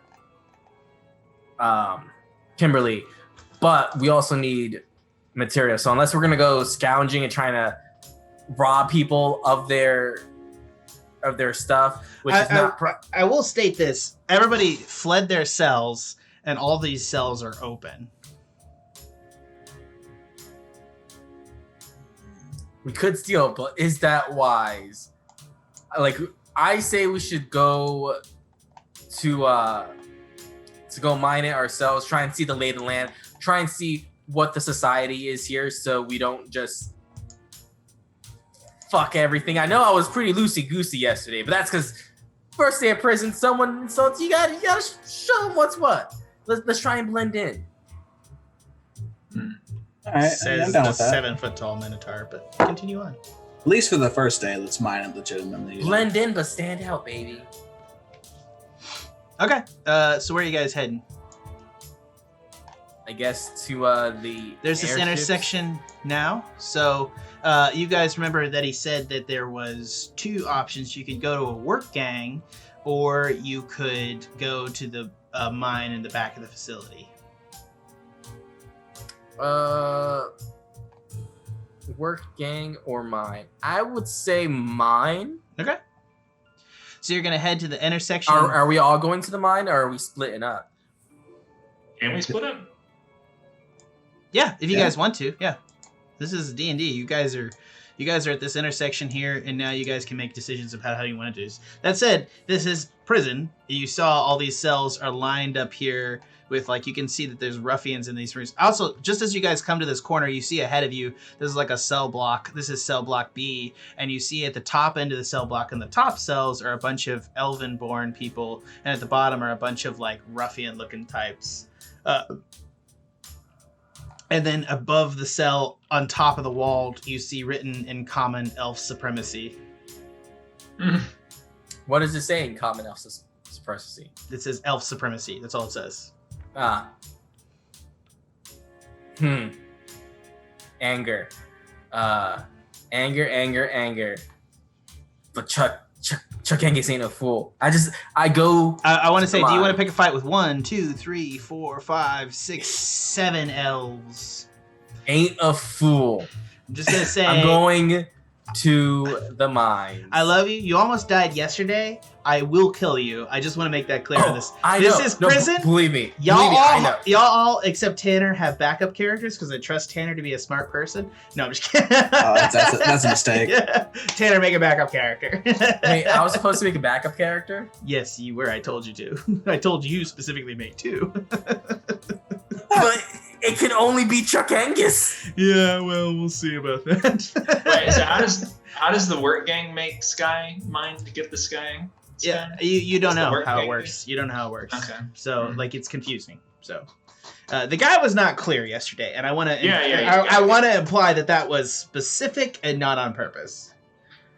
It was on purpose that I was non-specific. How about that shit? Yeah, it seems like I've already claimed my Sky Stone. We have 2, and one of them I think I definitely claimed for my own. So I kind of just want to sit and read the Theodicy of the Holy Maiden book that we got and see what I can glean from that. If you like, sure. I don't know. I'm not going to be much good in the mine.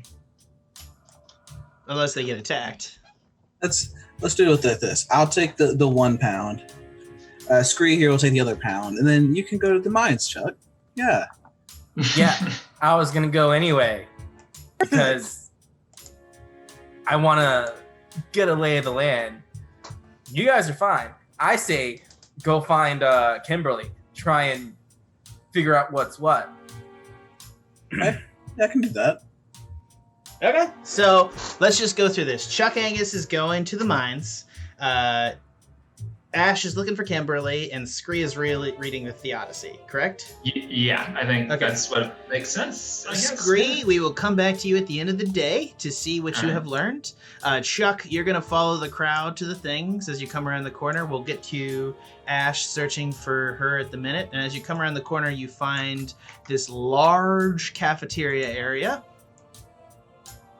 And you can see all sorts of things. You can see fierce niblins. You can see drow. You can see commoners. And you see over here a large gated area, which is the kitchens, and you see a knight and two guards who are like, as people slide their arms through the things, they scan it and then give them plates of food and rough rations and little bottles of like milk or something through the bars. I don't know why milk was the specific thing, or like rum rations, I guess. Yeah, they give you like a bottle of rum that you just pass through the bars, and then they like and then they like scan your barcode with like a wand like device that turns it from red to green.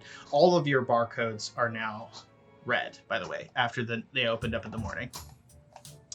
You proceed up to the hall, Chuck, and as you find it, there's all these lights that are casting light, but as you come to the far hallway by the cafeteria, let me just go ahead. It's going to take me a minute to do this.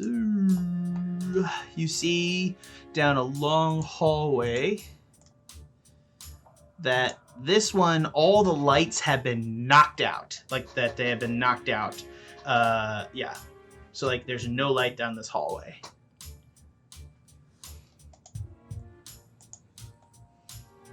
You do not have dark vision. It's dark. You see like kind of some light from the outside that's coming through, but otherwise not much. That's me. Yep, that's you. What do you want to do? Do you want to go down the hallway? Where did everyone else go? Down that hallway? No one. Yeah, everyone went down this hallway, down the dark hallway. So it looks like this is the hallway to go to. There really is no other path. This is where I go for the mines. Yep. Then I'm going down this path. Okay. Yeah, as you guys go down the path, you see Chuck. Let me just zoom in here. You see Chuck on either side of you. There is a bunch of Duragar or dark dwarves, pale like mole dwarves who live underground that have broken the lights to help with that. You see drow, who are also sunlight sensitive creatures who don't like this light, and they've, again, this seems to be a hallway full of sunlight sensitive creatures. You see two Sphere Nevlins and a demon spawn, and then as you come around the corner you see a gang of 5 doppelgangers in their cells. All 5 doppelgangers turn into Chuck Angus.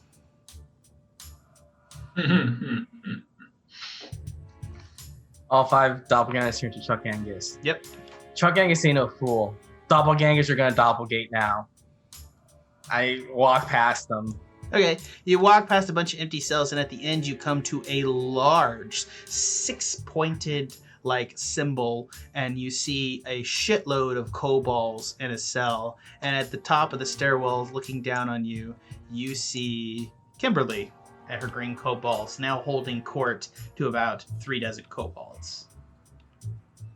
And she waves and she's like, "Hello, Chuck Angus." Kimberly! Ah, there you went. Care to have tea? Of course. All right, I go over. Yep.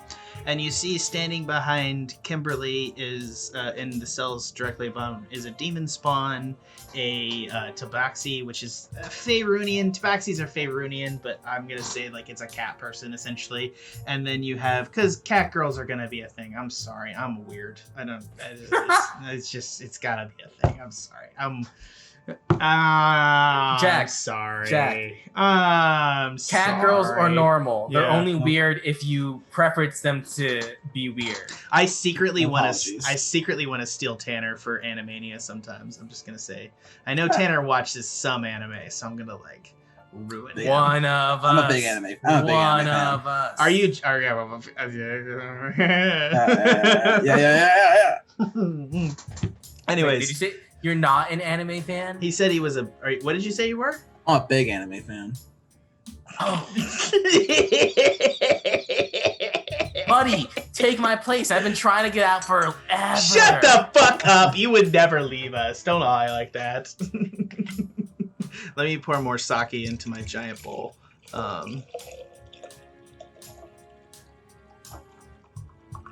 So I go over. There's this Yep. demon spawn, and I'm like, I approach, going, "What kind of tea are we having today?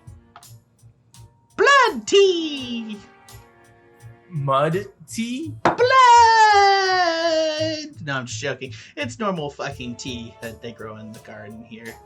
You can get it if you trade enough Skystone. Luckily, a lot of the kobolds around here gave me their Skystone. They just gave it to you? Well, I hold some level of prominence among their kindred, my kindred. Not surprised. You look like someone of great skill and importance. I will admit, I am surprised that you are alive. Do I take it that your two criminals in arms are both dead? Surprisingly, no. You would think so. Extra shocking. So, I have a escape plan that is going to come up, but it requires a couple of things. There is a certain individual who is located somewhere on this island that I have allowed myself to be captured so that I might free him. Okay. I have a methodology of opening the portal that which is will allow us to escape. But this methodology would require us, if you would like passage out of here, to both accept a certain something from me tonight, as well. That sounds bad. It's not for me personally. It's like something else. You have to accept a certain amount of invasion of your privacy. It's just getting worse and worse. I don't mean this to be like a bad thing. This is prison, but we're not going to go there. DM statement as well. But I mean, technically, I was a slave for over a year, so it's fine. I don't want to know about your backstory.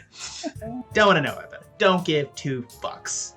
Respect. But like I said, I hope you don't give a fuck about my backstory. The point is, I need to free this individual. I need to find him, find out where his prison is. He is a former Demon Lord Army General. So if we could find him and free him, and then I would get my crew here, and she gestures to the 3 people in the cells, which is a Demon Spawn, a Goliath, and a cat person. And she says, these 3 gentlemen have figured out a way that they think that we might be able to intercept an airship, commandeer it, and escape through the portal after I have triggered the mechanism by which the portal will open for us. What do you need me to do? I need you to find where the Dragon General is being housed and free him. Do you have any leads? I do not at this time. He is somewhere on this island, however. You allow yourself to get captured and you don't even know where he is. Obviously, I came here to find him. What the fuck are you even talking about? Operational security, motherfucker. What do you want? Alright, Will, we just got here. I don't even know the lay of the land. Is there anything you can bring me up to speed with? It's not on the surface, I can tell you that. It's not on the tower. We went through all of the tower, and I've been through the majority of this space overnight. It seems that if I had to guess as to where he must be in some sort of the mine area somewhere.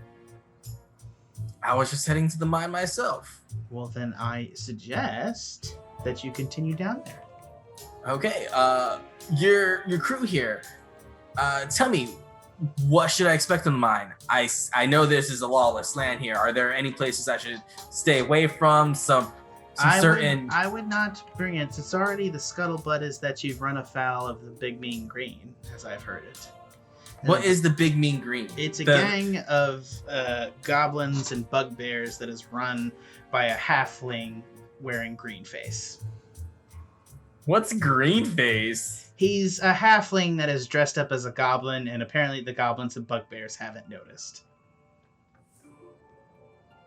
Bugbears must be stupid then. Yeah, well, I mean, I don't want to make, I know I just invoked green face, which is a racial term, but I don't want to draw any distinction between any specific races and any things in D&D. Can we just not do that, please? That's the thing. These are all fantasy creatures. That is the extent of the way that I've thought about this. So, yes, bugbears have low intelligence scores, so technically they are stupid, but we're not going there, all right? We're not going there. Okay. Established. Moving on. Yeah, she says, there's ankegs and other things in the mines, but they tend to leave us alone if you make a lot of noise. And I expect you to make a lot of noise. All right, so I just gotta be loud. Sounds good. So I'm going down to the mines, and am I just gonna ask around to see if anyone knows where this Dragon Lord is, or?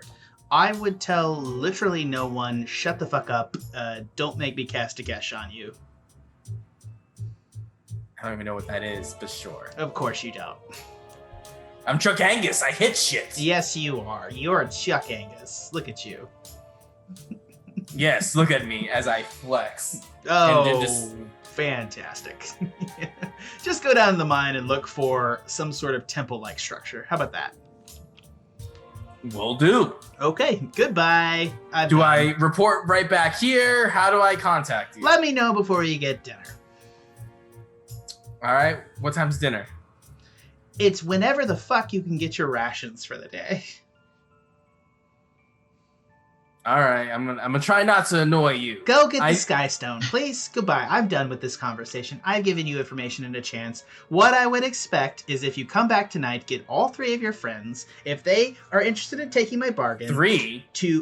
When they submit their Sky Stone, or 2 of your friends. I don't know who the fuck you're with. I wasn't paying attention yesterday. We were all together in a net for like a I was taking a nap. I can't be expected to pay attention to you. Jesus Christ. Where are your surroundings, though? Crabby ass Minotaur motherfucker. Fuck, Jesus. Thanks for the heals. Okay. Bye. And Look. Hold on. Look. If you accept my thing, or my offer, you have to join our cause to some extent. The cause of the former Demon Lord army. What does that cause mean? The cause means that we work for the betterment of all the quote-unquote dark races. Is a Minotaur considered a dark race? No, you're beastkin.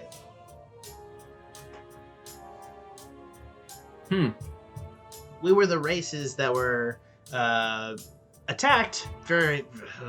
I didn't intend this to be this racial. But anyways, yeah, I didn't intend this. But anyways, how? I don't know why. I didn't think about this. I wrote a lot of this before last 2 weeks. All right, I wrote green face. How are you surprised? I didn't write green face. I just said green face on the spot. I don't know.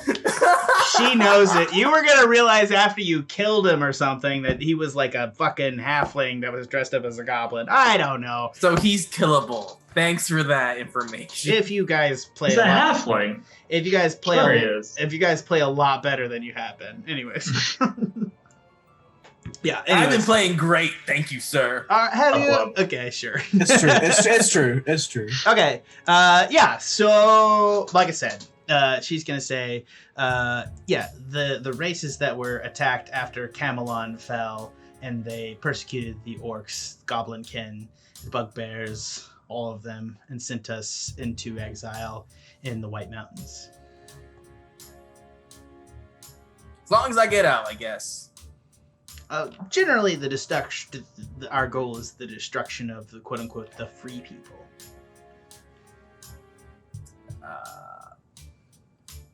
Honestly, think we might be okay as long as you guys don't try and kill me. I know there's no guarantee that you won't. Tonight, you will get a tray of mashed potato slop, which will be your ration for the day. When at the window. Go to the person on the right guard who serves the slop, and say, Kimberly sent you. Before you eat your mashed potatoes, dig through them. You will find an object, and you will put it in your ear. That's unsanitary, but okay. Agreed. But we do what we must. It's prison. If you don't do this, we will know that you have not accepted our bargain. If you do, we will know that you have and are on board. As these 3 gentlemen behind me are. And he gestures to them. These will be your compatriots for this mission. This is Gael Bearkiller. She gestures to the Goliath. This is the cat person, Bag of Nails. And this is Amon Devil Spawn, the demon spawn. and they will be your compatriots for this caper, if it will. You're a lot more capable looking than my cellmates. Understood. And yeah, Bag of Nails is just like, yeah, that's right. Dude, kudos on the name, Bag of Nails. I totally ripped it off from Tomb of Annihilation, which is a character we never met, Tanner, but we'll talk about that later. Still the best name I've ever experienced in a D&D circuit. Anyways, yeah, so she gestures and she kind of like waves you away. And I go exit and go towards the mines. Okay, you head outside, Chuck Angus, and there's a large yard, and you can see down here that there's like another mine which has a lake around it, and the mine has a gate blocking the bridge that leads to the mine. And you see there's a line of people heading into the mine here. Do you queue up? I queue up. There's a place to scan your bracelet, and it allows you to grab a pickaxe. All right. So you're able to grab the pickaxe. So you're able to take that aside. Is there anything else-wise that, so how do I put this? So yeah, you're in line doing that. Ashe, what are you doing? Ashe is gonna check out the rest of the prison. Okay. Are you gonna? So you're at the intersection. You go left or right? Go right. Yeah, you head towards this intersection here, and as soon as you come upon this intersection, maybe about 30 feet away, you see, let me just put this here. There is a massive sigil that matches the one in your cell on the floor. And there's another sigil of the Big Mean Green, and there's a bugbear and a goblin by the well structure, and there's two Kuotao who are like fish people who are like begging the goblin and the bugbear to let them into the well to get water. Okay. Well, the mission is to find Kimberly. So I'm gonna go talk to these guys, I guess. You're gonna talk to the bugbear and the Kuotao. Correct? Yeah, I'm just gonna walk up and like, yeah. Okay. Okay. Try to join the crowd. Okay. Yeah, so gotcha. You join the crowd, and after a while, the bugbear is going to notice you, and he's going to say, "Hey! Who are you? Give me your cell number." Ashe, my friend. And it's A26LA. Okay, and he's going to immediately, he's like, "You're the one that done killed our friend." No, you're looking for the Minotaur. The Minotaur is the one that did that. You lived in the cell? This is your doing! Yeah, you know, it's like we were assigned to sell. Kuotoa! If you kill this fucker, we'll let you have some well water. And all of the Kuotoa turn on you. Wait a minute. Ashe. Whoa. Yes! Wait a minute. What do you want to do, Ashe? Well, I'm gonna back up. Okay, roll initiative. Run the fuck out of Dodge! What is your initiative, Ashe? 22. God damn! They're really high on that roll. Okay, you're up first in the order. Yeah, move. Are you Back going up. 30 feet, or what are you doing? Yeah, I'll back up 20 feet. Uh-huh. And then I'm just gonna fireball them. Can you fireball? Yeah, they're double spell. No. Oh, wait, no, I don't have any components. You don't have any components to fireball. That is a different decision, buddy. I will say you have seen a bunch of bats. Just like a mage, I'm gonna cast Fireball. I will say this. What? You have seen a bunch of bats around prison. Let me double check. I think fireball requires, what does it require? It requires charcoal, or not charcoal, back Skill. Guano. and skill, but I don't have that. Yeah, you need back guano, a tiny ball of back guano, and sulfur. I'm going to say that you have back guano from your cell. How about that? You do not have Nice. sulfur. Fart on it! Well, nice. That's Look. sulfur? It's true. I'm trying to fart on it. That's not sulfur. That's not how sulfur fucking works. It's but whatever. methane. Methane. Methane. In that Creativity case, bonus. Do I have to explain these things? I'm like, okay, sure. never thought I'd get a chemistry lesson here. Yeah, it's okay. So you backed up 20 feet. What else do you want to do? I'm gonna cast Mage Armor on myself. That's and a I think smart decision. That does not have any components. It does not, no. The only components that I know is like darkness and fireball. Fireball's the big one. Yeah, and I think it does. It still requires verbal and somatic. So I'm gonna. Which you can totally do right now. So you got mage armor. What else? You're actually one of the few people in this whole campaign right now that actually have full armor for your class. What is your armor right now? It's 16. So have you backed up 30 feet or 20 feet? 20 feet. Okay. All right. And then for my bonus action, I'm gonna try to like speak to them. Like, whoa, Croatoan, hold on a second. I'm just a random dude. You guys are 3-1 against that bugbear. Roll a persuasion. The Kuatoa look confused. Initiative. Oh no, that's 15 for persuasion. Yeah, they look confused. They seem hesitant. So they will waste their. We'll get to their turn in a minute. I'm just saying, there's no rules. The bugbear is instead going to move around them though. 5, 10, 15, 20, 25. Full movement up to you. And then he's going to attack you with another Club of Doom. Twice. Hit. What's the hit? It's 21 to hit. I'm gonna. Oh, never mind. I'm not gonna do anything. Hold on. What's your AC? 16. So if you shield it, it hits exactly still on both. Yeah. That's so shitty. I'm so sorry. That's really shitty. It would have hit even if you did shield. He rolled really good, in fairness. I'll save it. I'm not gonna lie to you. I'm a little bit concerned about Beyond 20 as an app to like do D&D Beyond with Roll20 because like I'm not gonna lie, I've rolled really well this session. I'm so sorry, guys. I've been rolling shitty.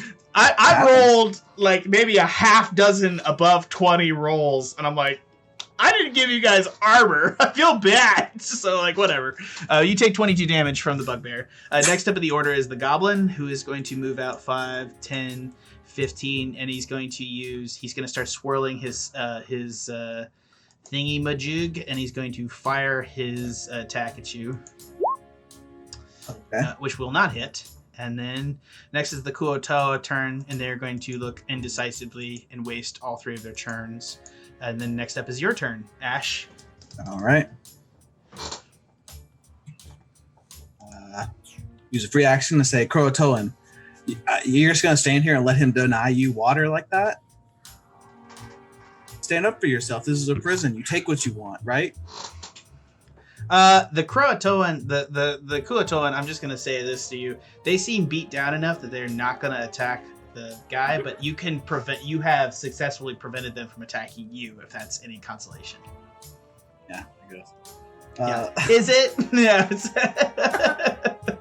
I guess I'll use my action to disengage. Sweet. I'm really low, actually. Yeah, 22. He can take you, dude. Oh, actually, give yourself back. I messed up. I'm so sorry. Give yourself back 11 health. He only hit you once. Okay. This is the other guy that you fought in the cell first was a bugbear chief. This guy's just a bugbear, so he only attacks once. All right. Then I'll back up. Sweet. Okay. Next up in the order, that's your turn, is the bugbear who is going to chase after you. 5, 10, 15, 20, 25, 30, and he's going to hit you with another Morning Star, which will not hit on this one, I think. Yeah. And then that's his turn. And then next up is the goblin, who's going to pursue you. 5, 10, 15, 20, 25, 30, and he's going to launch another ranged attack, which will hit you unless you shield. Yeah, I'll shield them. Okay. 7, it doesn't hit on it was going to do 7 damage. Okay, next up is the Kuatoa, who are going to just open up the fucking vat and start jumping in the well and like getting all the water as the other 2 pursue away. Which is, yeah. This is going swimmingly. I will say, in terms of a villain's campaign, you had to expect a little bit more aggro, you know? Oh yeah, of course. Yeah. It's now your should turn. have been more Ash. like Chuck Angus. Kick All right. everything. I'll action disengage. Scree, you now hear combat by yourself. I'll move back 30 feet, and then I'll say to the bugbear, "You're letting those Croatoan pieces of shit take your water, you idiot!" All right, make me a persuasion throw. I'll let you do that. The bugbear is going to turn around and run back to the well and start beating the Croatoas with that, and they're going to start engaging in their own combat, and you are out of combat. Thank God. All right, I'm back where I started. I'm gonna go the other way. All right. I think since you mentioned that I'm hearing sounds of combat, you're giving me an opportunity to put down my book for a second and maybe peek out my cell, and just in time to see Ashe running away, and I'm gonna go up to him and go, hold on, and grab his shoulder and gesture back towards all the shit that he just ran away from, and go what the fuck's going on? What are you doing? What are you up to? Scree, do not go that way. They attack on sight over there. Thumbs up. Where are you going? Go to the left and never see the right side again. I guess I will tuck my book under my shoulder and decide to follow him. All right, so you put down the Theodicy, and we'll judge that later. And you guys head to the cafeteria past the Elven Supremacy guys, and you see that there's the cafeteria now, and you see that there's a dark tunnel up here. Oh, we gotta find Kimberly, Scree. So I think since she's not here, let's go to that tunnel. Can you see in the dark? No, Kenku cannot have. Ironically, Kenku are one of the few ambush-based races that don't have dark vision, which I always find super weird. But whatever. Well, if that's the case, just stay close to me. I can see through all that. Are you agreeing, Cree? Is that book any good? How much did he read? Yeah. Okay. Let's deal with this. Make me an intelligence check, Trevor. Intelligence check? Is that going to be a saving throw? No, just straight check. Straight check. Okay, so it's I click the proficiency thing, right? Yeah. It may render you a saving throw. If it does, I'll just take it. When I just click do I just click my modifier, or do I... Just click your modifier. That rolls a dice, which is not, and I get 17. Oh yeah, go and just click Which at the is top. not You want to great. see that red beyond 20 thing. Yeah. Here, I can actually roll it for you. I think I got it. You got it. There we go. Jesus, Scree. I'll take the 9 because I'm generous. And Scree, you dumb. I'm just gonna let me just read. Jesus Christ, Ed. Scree, you dumb. Oh, it's always nice to have you there. Yeah. So, I'm gonna say what a theodicy is. A theodicy means a vindication of God. It is an answer to the question of why a good God permits the manifestation of evil. So, what it is, a theodicy is a proof essentially the whole book is an attempt to create a proof that proves why the problem of evil is not actually a problem. Got it. So a theodicy. So the problem of evil is if God exists, he can't both be. The problem of evil is if God exists, he can't be all knowing and all powerful and all good because there's evil in the world. So if evil exists, why does God allow it to exist? That's the problem of evil, and in this case, the theodicy is the holy maiden's attempt to understand why evil exists in the world, even though the holy trinity of the law brother, grain brother, the law father, the grain father, and the war father exist and are all good. Scree will say, so far it's unconvincing, I guess. Yeah, that's a fair assumption. All right, I'll check it out later tonight. All right. We're gonna walk through the tunnel or Okay. the darkness. As you guys come to the end of the tunnel, you are hailed over the crest of the Demon Lord army, which you both recognize, by Kimberly again, and she's like, "Who the fuck would have thunk it?" Oh my, Kimberly, you're alive! I saw you go off in the distance. I didn't think you would lie. Come get some tea, motherfuckers. Let's chill. Why is she so much nicer to them? She Hell likes yeah. them better. Legitimately, What? she legitimately likes them better. Yeah, We're all fucking like not the right species. What the fuck? Yeah, she rages. Your spellcaster's and about double his intelligence, so yeah, she likes you better.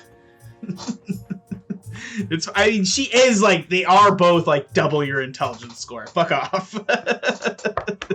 Actually, probably not. If I'm gonna check, probably not Ashe. Yeah, Ashe is a 0. Chuck, what's Chuck? Chuck is a 0. You guys have the same intelligence score. I feel bad now. We're instinct based. Yeah. He's Strength and charismatic. Fuck you. constitution. Yeah. All right. Anyways, y'all are upstairs. She's like, "Hey, sit down, have some tea. What you guys doing?" I saw Chuck on his way to the mines. Oh, good. Yeah, we need that extra pound. Mainly, I'm trying to find you. I didn't think you'd be alive. Oh yeah, I had some friends I knew that were in here, so I went over to find them, and they helped me in, and we survived the night. If it were. Well, it's good to hear. Honestly, I was really worried. But so this plan to escape, I really want to get out of here ASAP because these mean green guys aren't doing it for me. Yeah, you could probably, if you guys are smart about it, just kill them. You're a pretty powerful group. You're a spellcaster. He's a spellcaster. What I'm looking for really is I need to find, and she's going to explain a bit about the Demon General, how she's releasing it, same sort of deal that she explained it to Chuck Angus earlier. She's like, yeah, I sent Chuck into the mines. Hopefully that he'll find like a structure somewhere that you guys can find him. If you can release him, I'll let you go. Tonight with your mashed potatoes, there's going to be inside the mashed potatoes a bug thing. If you go to the guy on the left and you say, the guy on the right, definitely right, and you say, Kimberly sent me, they'll give you their mashed potato slop oatmeal shit, and you'll find a bug, and I need you to put that bug in your ear. Well, that's not very sanitary. It is not sanitary, but it will allow you to both communicate with us and pass through the portal when it is time. Oh, nice. Okay, great. We'll do that. Okay, you gotta have enough Skystone. You guys got enough Skystone to get through there? Yeah. Chuck was nice enough to kill somebody, and we stole their Skystone. Yeah, how much you got? You got one for all three of you? Just 2 pounds. One for me and Scree here. All right, she's gonna give you another pound. Give it to the fucking Minotaur. Oh, nice. I won't tell him about it though.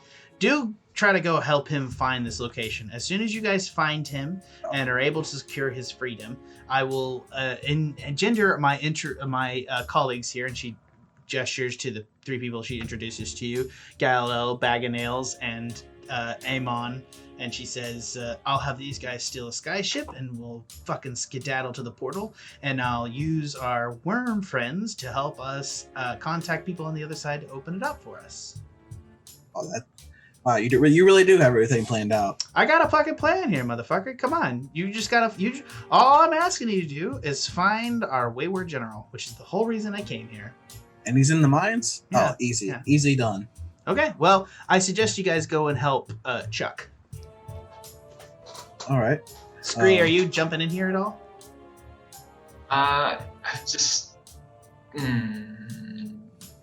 I'm in agreement. Yeah. Okay. Sure. Okay.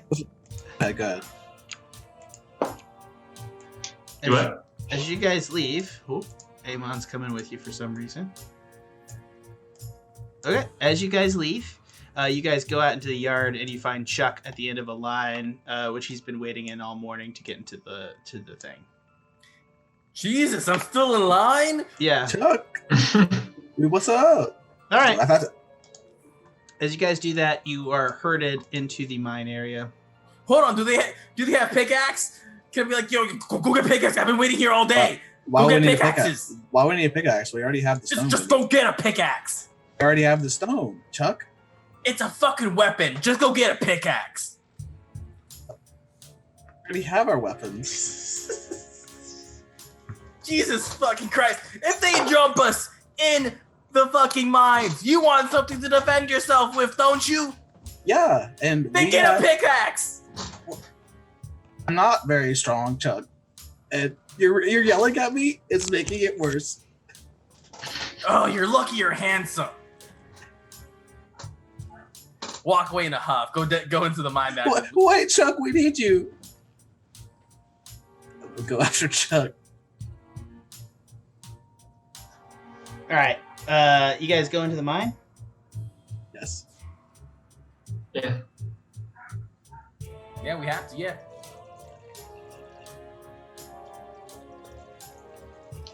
Someone peeing? It sounds like someone peeing. What's that sound? Oh, I'm pouring more sake. Sorry, guys. It's happening out of frame. So. Jack's peeing while still on the Zoom call. That's just another day. Totally a thing that's happening. That's totally a thing I would fucking do and not just pour more fucking sake for myself as I'm going. I'm so sorry, guys. Does it sound like pee? It did. Yes. Jesus fucking Christ, guys. What the fuck is your mind at? Jesus. Like, I have a bottle of sake, like, right here. I'm just pouring it. God damn, I'm drunk. You have a bucket right by your computer just to, like, aim into. Guys, we've established that I run to the bathroom at, like, the closest opportunity, so what the fuck are you even talking about? Just saying, it sounded like pee. Alright, sure. You have some weird exhibitionism, man. No kink shaming. I don't even know how to handle this, to be entirely honest with you guys. Your mom watches these sometimes. Let's move on. Yeah, okay, sure. Anyways, I have nothing to say to this. Anyways, yeah, so you guys are down in the mine. You guys see where you are? Yeah. Alright, you guys find yourself at the bottom of the mine shaft. There's people whacking at the walls with things, and you see that there's 3 paths out of here. Which one did Chuck huff down? You guys, where did Chuck go, actually? That's a great question. Well, no, like, we were getting in line to go in, and they just kind of, like, rushed over to me and be like, hey, Chuck, let's talk. I'm like, go get fucking axes.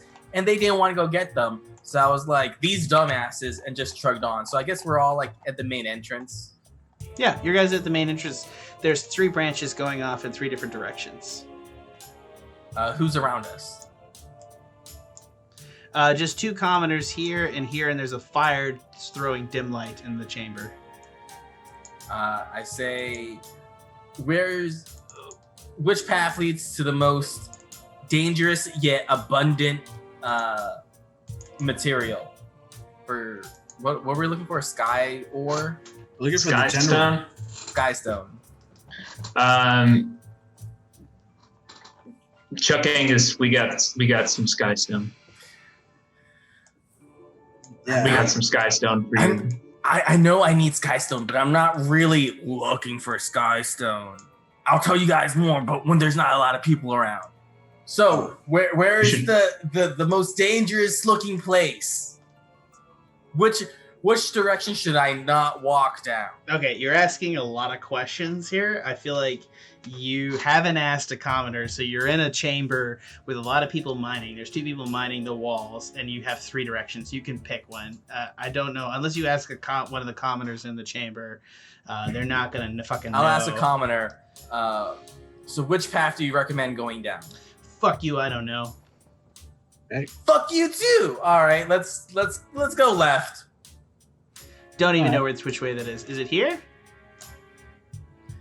Definitely right. Here. Okay, that's right. Okay. Yeah, let's go. All right, cool. So I'm going to send you down this tunnel, and you're going to be able to proceed down the tunnel. Yeah. It's a long-ass tunnel. Alright, is there anyone around us?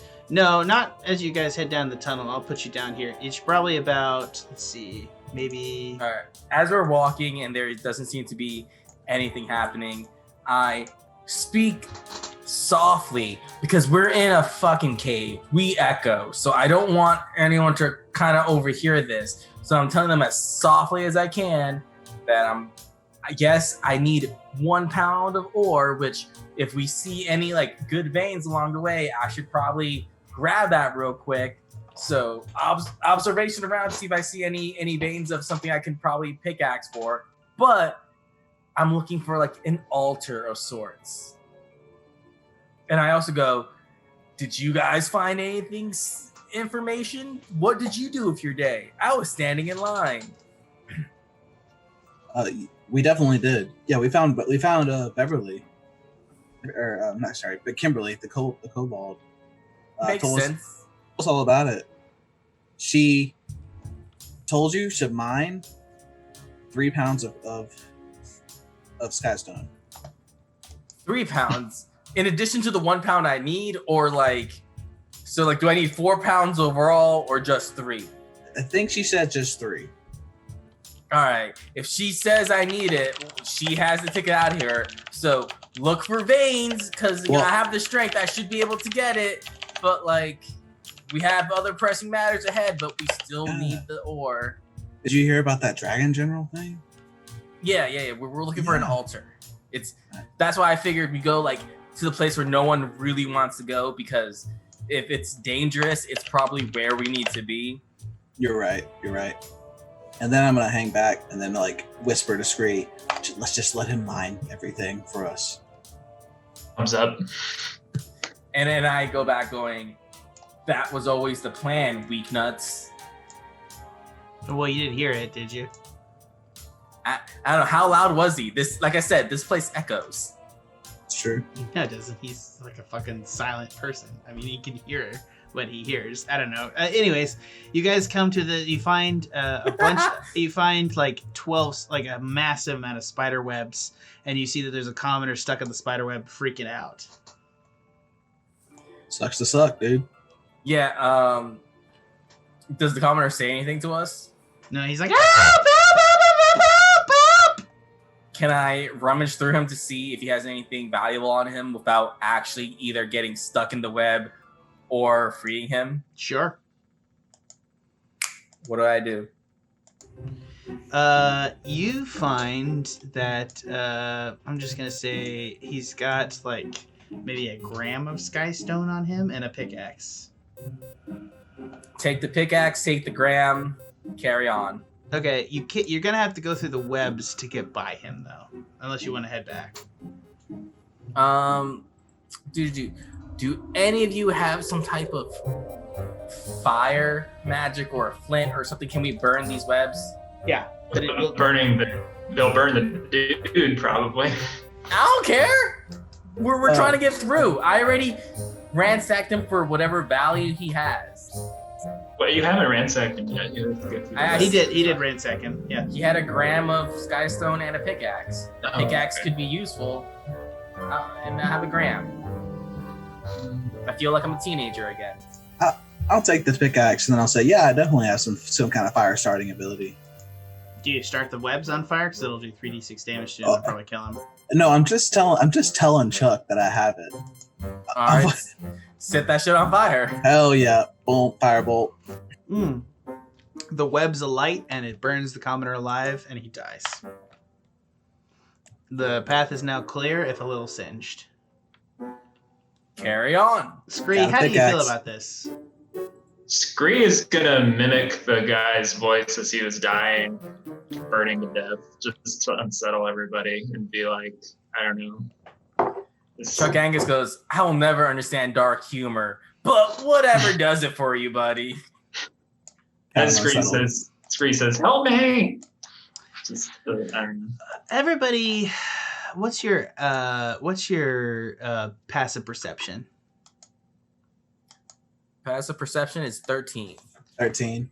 No, Chuck Angus's passive perception is 10, but fine. No, my His passive perception is perception. 13. No, it's not. It's saying on my sheet 13. That's Passive perception under senses. Oh, my Is bad.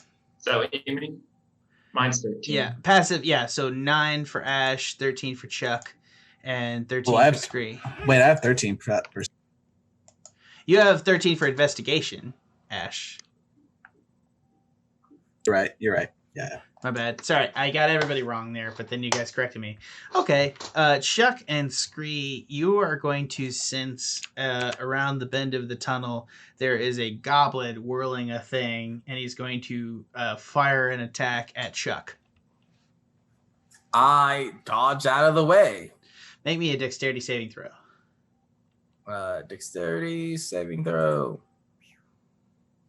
18, Chuck Angus! It hits the wall beside you, and it's just like, it's not like the same rounds they've been using. It just seems to be like a bunch of foul-smelling goop. Really, guys? You thought I was peeing in a cup? I'm just really bothered by that. That was, like, really specific. I don't... Like, who does that on a stream? That's really weird. I mean, if I was going to do something like that, I would have a thing, and I would, like, strap it up. Not that I wouldn't do that, but I'm just, like, saying.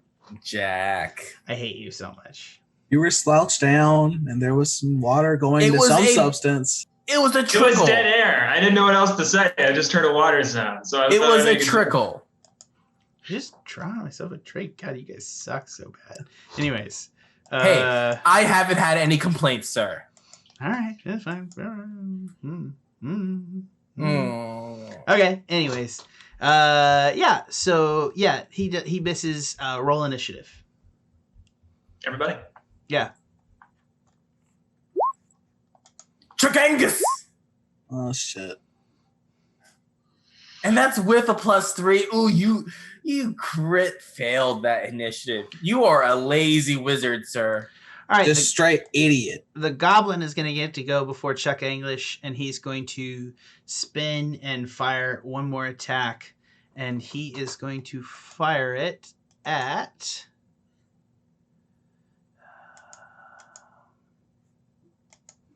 He's going to fire it at Chuck again. And he is going to roll...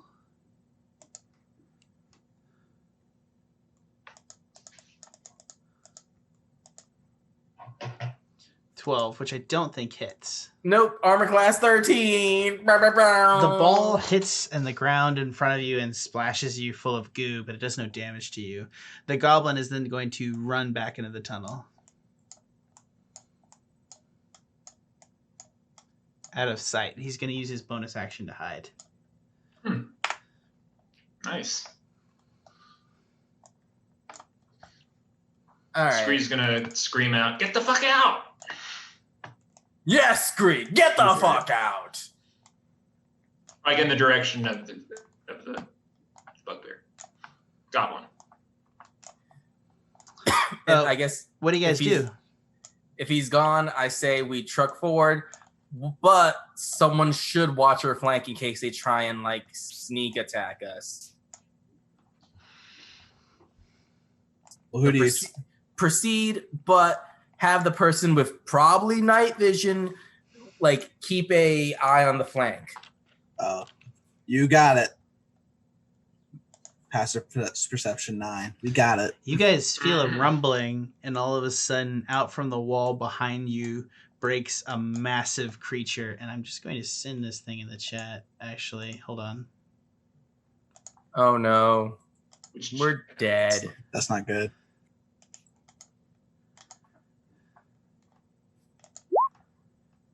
You guys can see a picture of it as it bursts through the wall. In front of you, another one bursts out. Hold on. Let me get these guys set.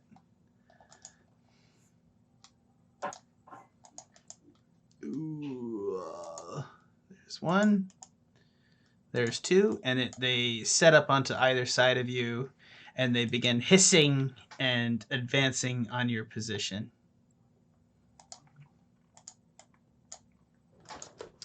Roll initiative again. Sorry, guys. We're going to make you roll one more time. My bad. Chuck Angus 17! Ashe 17! Scree 15. Ooh. I swear, if all these things attack before us, I call shenanigans. It does actually. Roll a 19. Shenanigans! You can see the 19 right there. It's not like it's hiding from you. I can't see shit. Okay. Actually, Actually can't either. see. I rolled a 19 for the GM. Anyways, whatever. So this one is going to advance right into range. It's going to slide over, and it is going to use its acid spray attack, and it's going to fire it in a line between Chuck and Ashe. And it's going to roll it right now. So make a DC 13 save, Chuck and Ashe. Dexterity save. Save. Fail. Ashe, you're going to take 6 damage. Chuck, you're going to take 12 damage. Oof. Other one is going to come up here, and it is also going to make its spray attack against Scree. Scree, make a DC 13 save.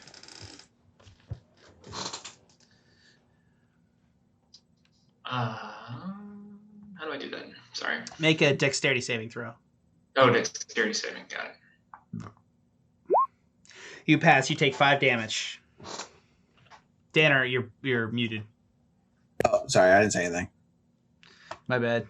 I was concerned that you were very sorry. Anyways. Okay. Yeah. So that's the Ankeg's turn. Next is Ashe's turn. All right.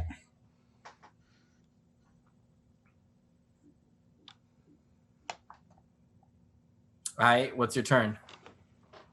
Double checking my spells here. Ashe. Big moves, big money, big moves. The big move is I'm going to cast haste on my boy Chuck, but I'm also going to twin that to cast it on Scree as well. Ooh. Minus what haste? +2 to your AC, Put and then double your movement speed. Got it. And Yeah, I think thank advantage on dexterity save. He put it in the chat. I got it. Nice.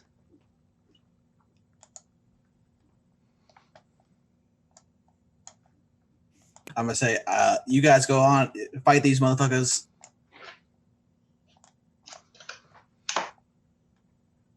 And that'll be it. I don't have a bonus action or anything.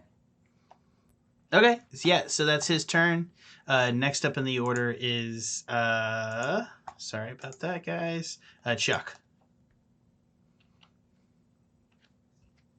All right.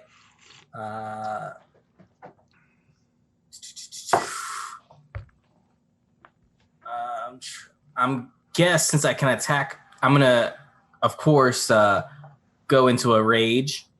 Correct. Bonus action, right? Yeah, that's a bonus action. Right. And then I guess I'll attack with my mace on the one that's right in front of me. Roll an attack. Chuck Angus. That does not hit. Attack again, or what do you want to do? Yeah, I'll attack again with my mace. Both miss. Chuck Angus. Okay, that's your turn. But you are raged now, and next up in the order is Scree. Okay, I will. Let's see. I have double movement. Holy shit! +1 action too. Fucking fuck. Okay. I'm so hyped up. I'm so hasty. Wait, hold on. I get an additional action because of haste. Can I attack again? Oh, hold on. Choose a willing creature that you see within range. Double it gains +1. It has advantage on dexterity saving throws. It gains an additional action. Yeah, you can totally attack twice again, Chuck Angus. That's what I knew. I thought I could do that. Is that correct? I haven't seen haste in forever. Sorry, my bad. So it gives you the ability to attack. Use your action to attack again. So it's only one of those actions. So you get 3. Yeah, I get 3 actions. You get an attack. You don't get 2 attacks, right? So you get another action, and an attack is an action. It says the action can be used only to take the attack. One weapon attack only. Dash, disengage, hide, or use an object. So you get to attack one more time, if I'm interpreting this right, Angus. All right, that makes sense to me. Let me know if I'm wrong. 24 hits, and you do 9 damage to the first Ankeg. Finally. And then hold on. I don't have any more bonus actions, correct? Correct. It's not your turn. You just got to. Oh well, I guess I messed up. So yeah, you could. Yeah, you because like I have hammering horns that if I do a melee you attack, use your bonus action though to go into rage. Yeah. Okay. Yeah. So it's now it is an Ashe used his turn to do that. So it's Scree's turn. Okay. I'll move 5, 10, 15, 20 feet. Okay, so I want to illustrate this. When you move through your a friend square, it's double movement. Oh, yeah. Right. So right. 5, okay, 10, 15, 20. Well, can I not move like around 5, mine? 10. Oh yeah, I guess you could. 5. Or I 10, guess it's like 15, half in the wall. 20. Yeah, you can move. However it works. You're only 20 feet there if you want to. Okay. Yeah. So they're within 5 feet of the enemy. So the enemy is distracted by Chuck Angus and his hulking, just macho energy. Yep. So I'm going to take advantage on 1 sneak attack. So that means I roll. Oh fuck! Nope. I have to click dagger. Shit. Sorry, not that button. Another button. God damn it! Stop with your. Stop it. Stop. Okay. Rolling for dagger twice. So I take advantage of those. So 20. So hold on, that's both are to attack, correct? Because you took a secondary action to attack again. Wait, no, I'm attacking for the first time. Well, you rolled 2 attacks. I rolled twice so I can take advantage. Oh, well, you don't have advantage though. Don't I? With sneak attack? You just have sneak attack. Right, you have sneak attack. You don't have advantage.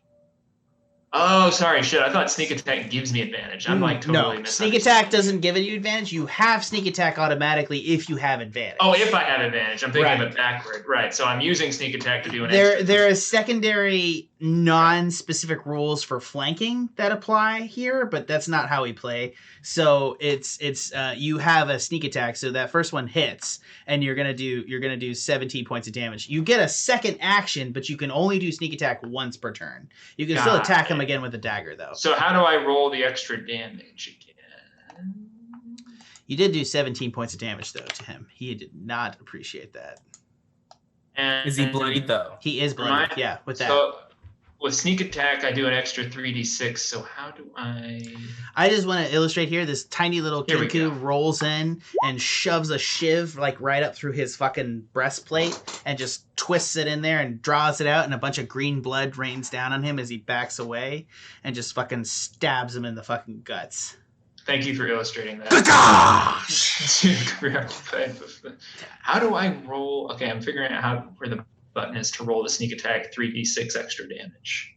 But you wouldn't roll it again. You've already rolled it once. Yeah. Are you saying it already went in there? Yeah. If you look at the thing, it says 4 is piercing damage and 13 is sneak attack damage, so a total of 17 damage. Oh fuck! I see it now. I'm sorry, guys. Yeah. No. The point is you already rolled it. This out before. No. You're good. We're learning. Come on. Yeah. I've never used Beyond 20 either, so I've had to learn a lot of shit. All right. So I still have an extra action left. The thing is bloodied. You also have a bonus action, so you can disengage and back away if you like. If it's bloodied already, I'm gonna attack it again. I would. Yeah. With my dagger. It's not something that you can really reason with. It's clearly like an ant-like creature. Yeah, this is not. My social skills are not going to add up here. Yeah, it does not. That doesn't hit, does it? It's 14. It's armor's too. Yeah, it's 14 AC. Okay, so I still have bonus action. I'm gonna dash away or disengage. Move your character. Yes. Remember, you've used 20 feet of movement. I think 25 feet of movement. So I can use the rest of my movement. 35 feet of movement. Well, it's double, so I actually have 40 left. No, you don't. Right? It's 35 feet of movement left. So I doubled it. You use 25 feet of movement. You have 60. Oh, 25. Yeah. Okay. Hold on. How much? Does Scree have less movement? That's actually a possibility. No, you got 30 feet of movement. So you had double 60. Wow. You've already moved 25 this round. You have 35 left of movement. 35 feet of movement. Alrighty. 5, 10, 15, 20, 25. I'm all the way back here. Okay, yeah. All right, that's Scree's turn. Next up in the order is the NKEG number 1, who has been hit, and he is going to make a bite attack at Chuck Angus, which will hit for 12 damage. My AC is right now is 15. It hits. Hold on. Yeah. So Darn. wait. What should you say? 15? Yeah, because it's 13, but since I have the haste on it, it's a +2. So it's 15. So yeah, that hits. It's 17. Clearly that hits. Like, what are we talking about? I was trying to just figure out. Okay.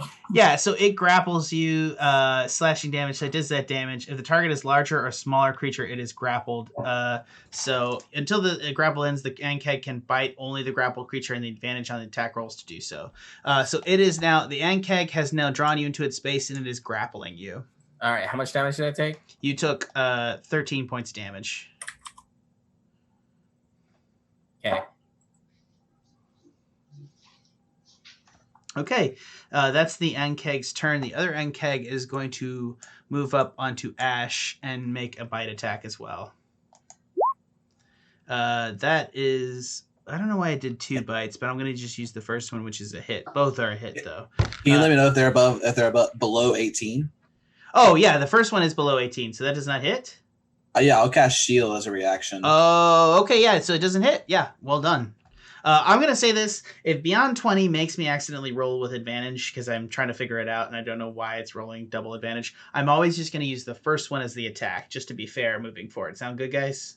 Yeah, sounds good. Yes, I'll always use the What are you first doing? one, unless there's, like, advantages otherwise done, and I'm just... So that one attacks. It is going to then move off in this direction. It's literally going to burrow into the wall, and it's going to open up a tunnel behind it that's 10 feet wide, and it's going to go 5, 10, 15, 20, and it's behind it. And that'll be its action. Shit. That was its turn. Next up in the order is Ashe. For Ashe's turn, I'm going to cast Firebolt. Okay, yeah. Which one are you at? You can't... I don't think you have line of sight on this Ankeg. Yeah, not the one in the ground, but I'll cast the one that's grappling Chuck. Yeah, go ahead.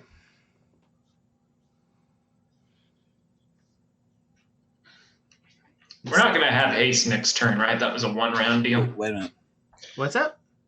I was just wondering. No, how he's doing haste continues as long as he holds concentration, right? Yes. So you'll have haste. That is correct. Yeah. I did the wrong spell in the chat. I was about to say Go that's ahead. dexterity, so that's not what it is. So 10 to hit. That won't hit, unfortunately. That sucks. Does it do half damage for not hitting? No, that's his Not on Firebolt. straight attack roll, but that's fine.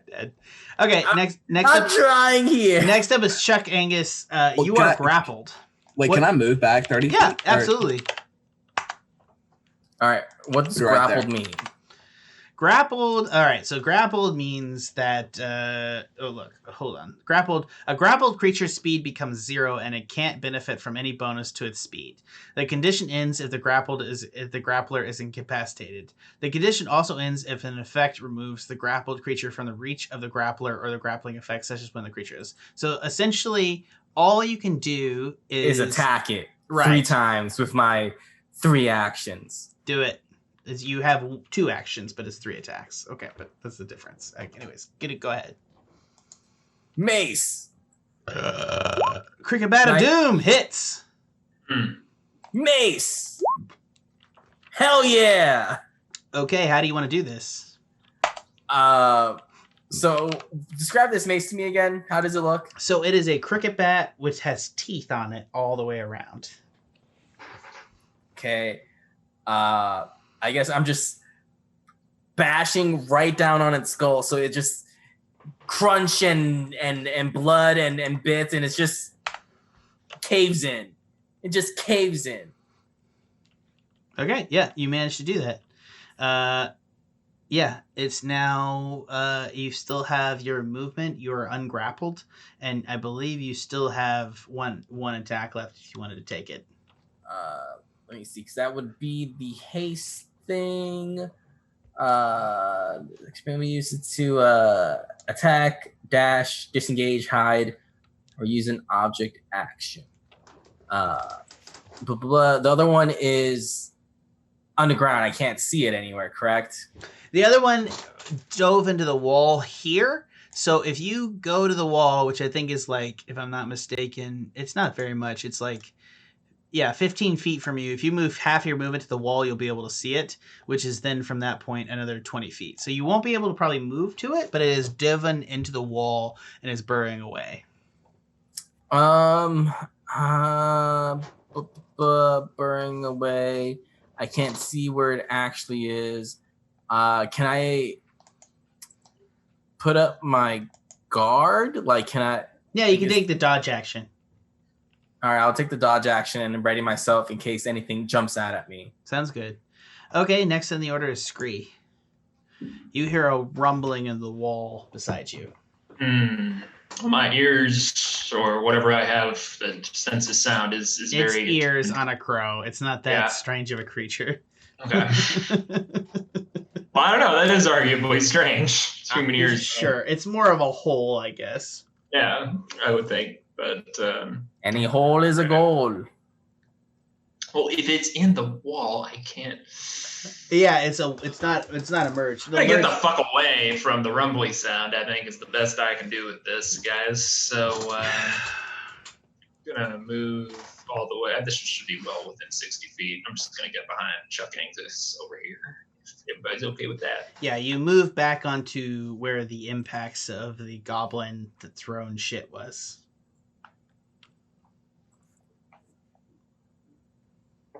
And that's it. That's all I got. I don't have any. I don't have anything I can Next do with up is the Ankeg, who is going to burst through the wall here. So it's going to go 5, 10, 15, 20. It's going to move just within range of Chuck Angus, and it's going to make a bite attack at him.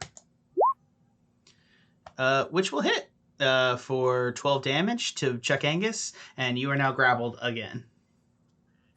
Oh, wait. Chuck Angus, what's your AC now? With 15. With the +2 from dodge, or what? How does dodge work? Sorry. Haste? I forget how dodge works. Yeah, you have dodge and haste. Yes. So with haste, it would make it 15. I'm not sure what the rules on dodge are. Dodge is that it gives disadvantage. Oh, then it needs to roll again. Here, let's roll again, see how it does. My bad. Well done, Tanner. 17 to hit, and it's what's your AC, Ed? 15. So it still hits. Okay, but it does. Dang. It does actually. I guess it does 11 damage instead of 12 this time. So you lose a point. You gain a point of damage. There you go. And you're grappled by the Ankeg, who draws you into itself again, and that's its turn. And now another Ankeg is going to burst out of the wall. Hold on. God damn. God damn. It's like put our feet in an anthill here. And it's going to come straight at you, and it's going to sniff the ground around you, Scree, as it like tries to get at the balls that were thrown at you with the stinky soot that was thrown at you. So it doesn't see me. It's too distracted by the scent No, of shit. it's going to make an acid spray attack at you, Scree. Oh, all right. Okay. So here we go. Make a dexterity 13 save, Scree. Dexterity saving throw? Yep. Save. So you take, I think you, or do you take half damage, or you take no damage, or I'm trying to see. Because of haste, I have an armor class of 15. No, but does sometimes rogues have an ability that makes it so that I do. I as a reaction, depending on what you said the damage was, I was going to use my dodge to take half of it. Well, no, but you also I use it that sometimes rogues also have an ability that allows them to, if they have to make effect saves, then they take no damage instead of the half damage. Effect saves? Evasion. Evasion. Do you have evasion? I don't think so. I have uncanny dodge. I don't have an ability called evasion. Is that a specific class thing, Tanner? I'm trying to remember. I don't remember. I think rogues get it. I thought rogues did. Maybe get at it. a higher level? No, it's under 5. I know that. Or an archetype different than what I have? That's my thought process. Is it an uncanny dodge? Is a different thing? I don't think he has evasion. Yeah, he gets it level 7. Oh, I'm so wrong. Okay, yeah, you take 5 damage though. I will take 5 damage. Well, if I can use Uncanny Dodge repeatedly with no penalty, then I'm going to get a little less of that acid spray on me by just kind of sidestepping it. It will be 2 damage then if you use Uncanny Dodge. Round down? Awesome. Yeah, unfortunately. And it's unfortunately for the thing. It's sniffing in the corner. Next up in the order is Ashe. I have a question. Is my pickaxe that I picked that Chuck picked up for me, is that less than 5 pounds? Yeah. All right, then I'm going to catapult it, to cast the spell catapult at shit. 2nd level.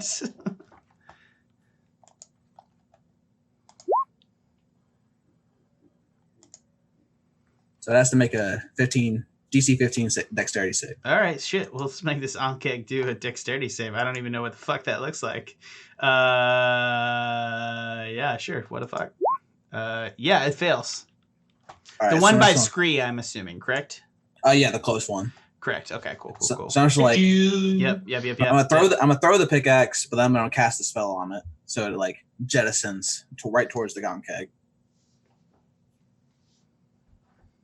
And it'll do 23 damage.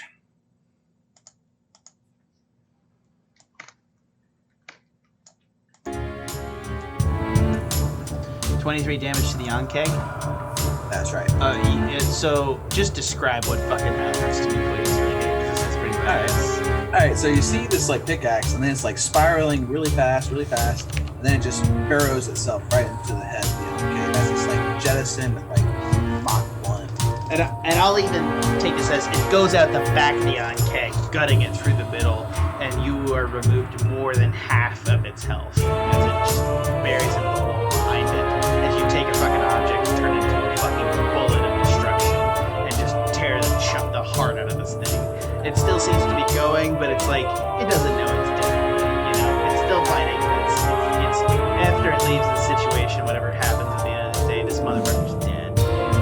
I say as I'm grappling in this other thing, going, I told you should have took the pickaxe. All right, Chuck was right. Chuck, is your turn. All right. You can use your action to try to break free of it, or you can use your actions to attack it. I'm going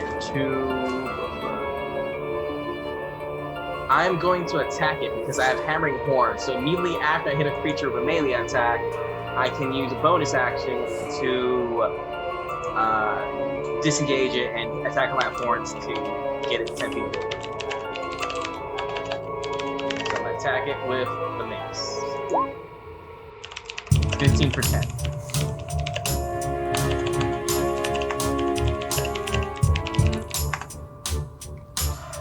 Yeah, so that hits, and you do 10 points of damage. You gonna take another attack? I'm gonna take another attack.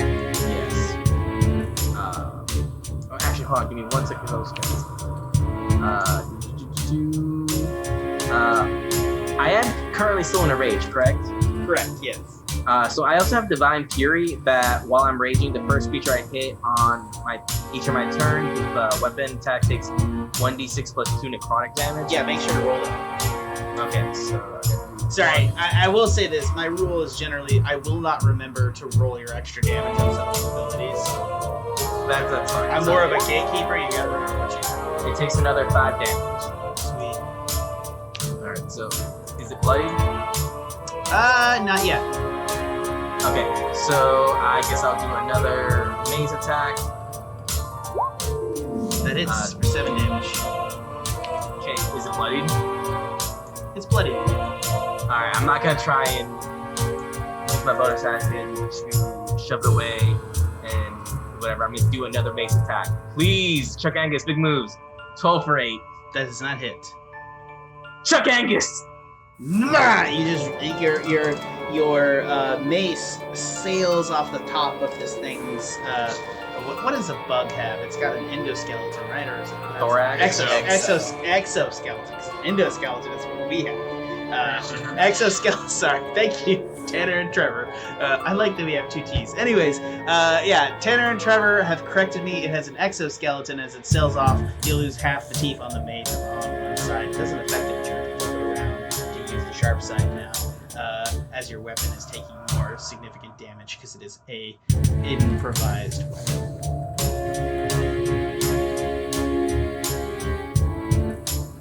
Okay, I think that's Chuck's turn, if I'm not correct, unless you want to use a bonus action. Do I have a bonus action to use? I don't know that you do, if I'm not incorrect. Because if I do have a bonus action, I'll definitely use my hammering horns to disengage from. Can't you use hammering horns as a bonus action? Yes, I can. That's what I'm saying. If I have a bonus action. Yeah, of course you have a bonus action. Why wouldn't you? Okay, the target. Immediately after you hit a creature with a melee attack. Oh man, hammering horns would actually break grapple too. That's the other thing. Yeah. It's a 10% hit. Target must.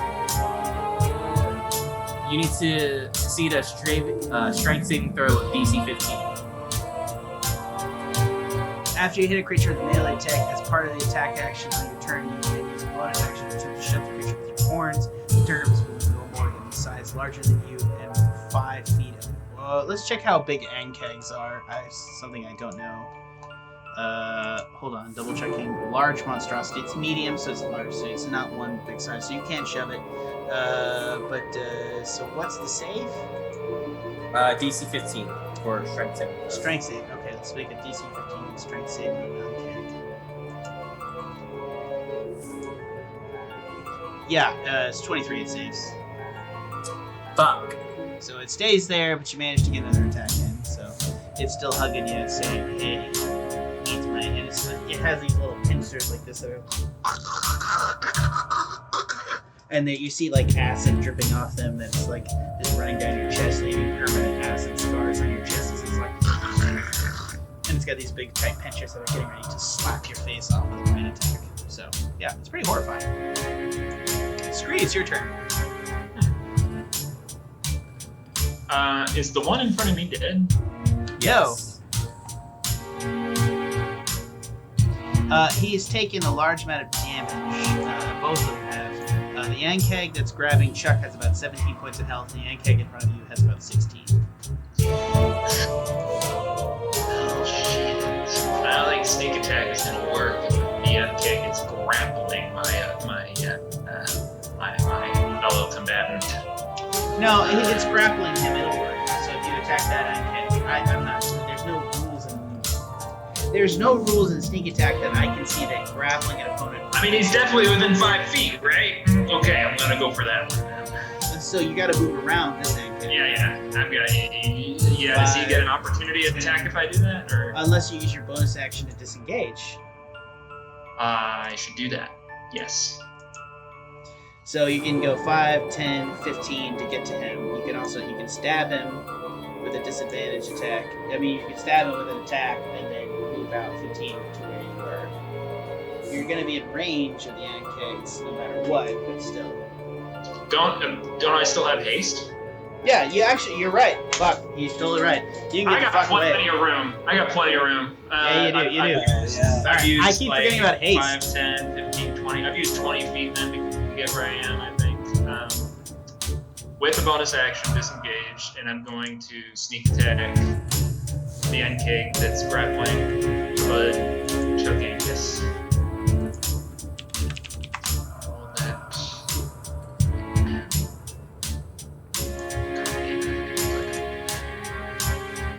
Sorry, it's really it's good. It's good at. It's good extension. It's just kind of I only got 4.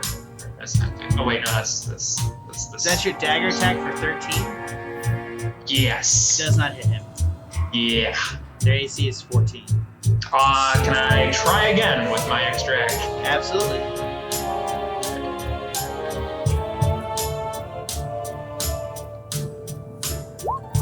That hits, and it does the damage, and you're gonna get 15, 16, 17, and that is just enough. How do you want to do this? Yes. I'm going to, with my Kenku athletics and acrobatics, like flip on right onto its face and use my dagger. Just like, I think that thing has 2 eyes. Like, unsure. So you can't see it from the image that we posted earlier. I'll post the image again. The head is like this large, like frills thing, and it has like, it has hundreds of eyes in the frill. Oh, okay. Well,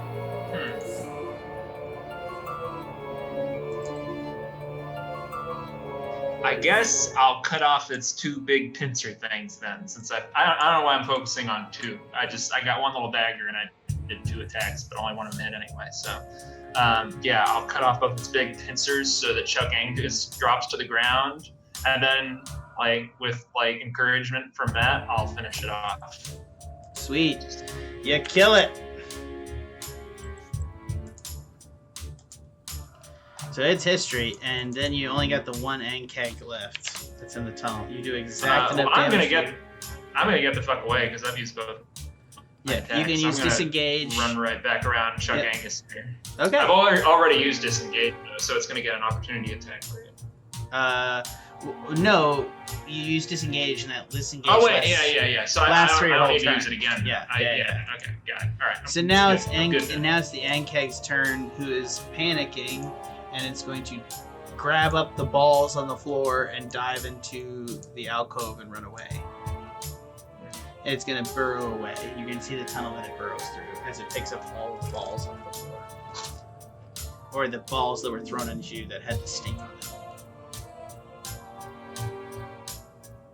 You guys are out of combat.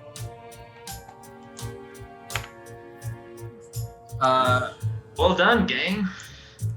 Yeah, I'm gonna rush up to everybody. You guys okay? Still. I need heals. How long is a short rest again? 30 minutes. You guys can do it in here if you want. Yeah, because if I'm the muscle, I'm down to 19 hit points. I need 2 short rests. Well, I got the other half of this book to read, so. Yeah, I'm down to take a rest if you guys are. Alright, so. Are you guys gonna rest at the intersection of these tunnels the Ankegs have crawled? A short rest? I mean, are we going to sleep? Is that what's implied? No, y'all are just sitting and bandaging things. All right, I think that's. Do we want to go down a little bit more to see if there's a safer place to short rest? It'll be worth it. Let's proceed a little bit more cautiously. All right, you guys proceed down the tunnel to a 3-way intersection that you guys see. I'm just going to move your characters for you.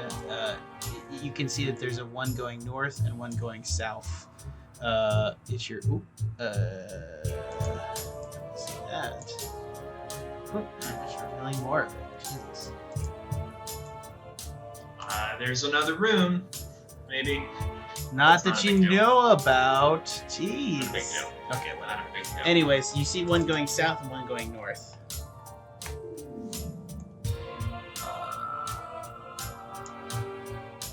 We want to rest here? Yeah, at this junction, that sounds good. We can see, at least we can see each other, like from. If things are coming. Yeah. Yeah, let's take a rest.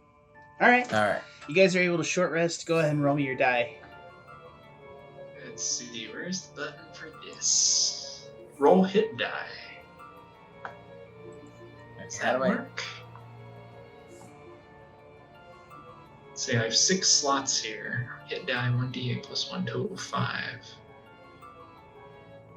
Do I do all 5 of them? Or no, a short rest is like per campaign, right? No, it's per day. Okay, well, it didn't do anything.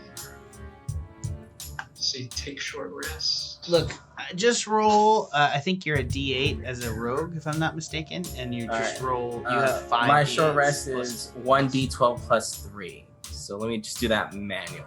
Yeah, do that manually, and that'll tell us what you get back. I got 14 on that 6 one. back for Ashe, 14 back for Chuck.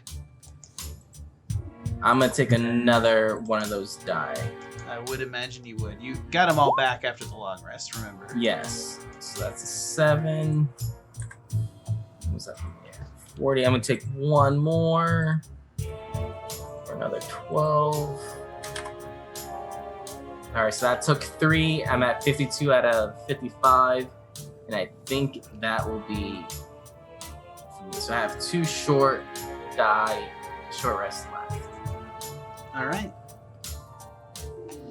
So I have 5 slots when I go to short rest on D&D Beyond. Does that mean I can only do it 5 like, times? Yeah. Oh, I might as well. You have do it 5 5 hit times? dice. No, well, it depends how many more short rests you think you're going to take today. Yeah. Today, right. Okay. Well, I'll go ahead and roll a second one. Okay, well, I'm fully recovered then. Okay. And I've used 2. All right. Remember, you don't recover any spell slots. Yeah, I know. I haven't used any of those since we long rested. All right. so Where do you guys want to go? North or south? Or back the way you came? The day is about half over. You're about 8 hours into your 16-hour day. Is there any like vein around me that I can see that I could potentially like mine some Not that Sky you can Orient? see. No. I would say let's go down, guys, because everyone should go down at some point in their life. Unless you guys want to advocate for up. You can go south. Let's go south. I like that idea. All right. You guys head south. As you guys go south, you guys come upon a room. You guys move your guys down the tunnel all the way to the end. It's about 200 feet, I think, or something. You guys don't encounter anything in that 200 feet, but you come to a room with a rich vein of skystone in one wall. And you see also what seems to be an underwater lake lapping at the floor. You can see the lake is just like a couple inches to the side. You can see there's like a tunnel that leads back underwater, under the lake. All right. Well, I start mining my. What do we say? 3 pounds of sky ore. Yeah, Kimberly asked for 3 pounds. All right. I'm gonna go mine for 3. While I'm mining, you guys explore the area, try and find information. I gotta get my daily bread. Or Got it. potatoes in this case. Yeah, I'll do an investigation check to see if there's any kind of like secondary secret tunnel or something. What do I have to roll to mine sky ore, and how much do I get? So roll me a Constitution check to. Oh no, roll me just a straight strength saving check. Aw. Oh my god. Roll me a strength. Yeah, okay. You're able to extract from this vein over the course of 5 hours, maybe 3 pounds of skystone. All right. If that's all I get 3 pounds. Yeah, that's a lot. Plus my 3 plus pounds my- of skystone is a lot of skystone. You gotta chip away the plus rocks. my gram. Yeah. Okay. So that's gonna be several hours while he's mining that. What is Scree and Ashe Fallbright do? Can you swim? Because I don't think I can swim. I can certainly try. Not really often I have to swim, but I can. I mean, I got limbs. I can do it.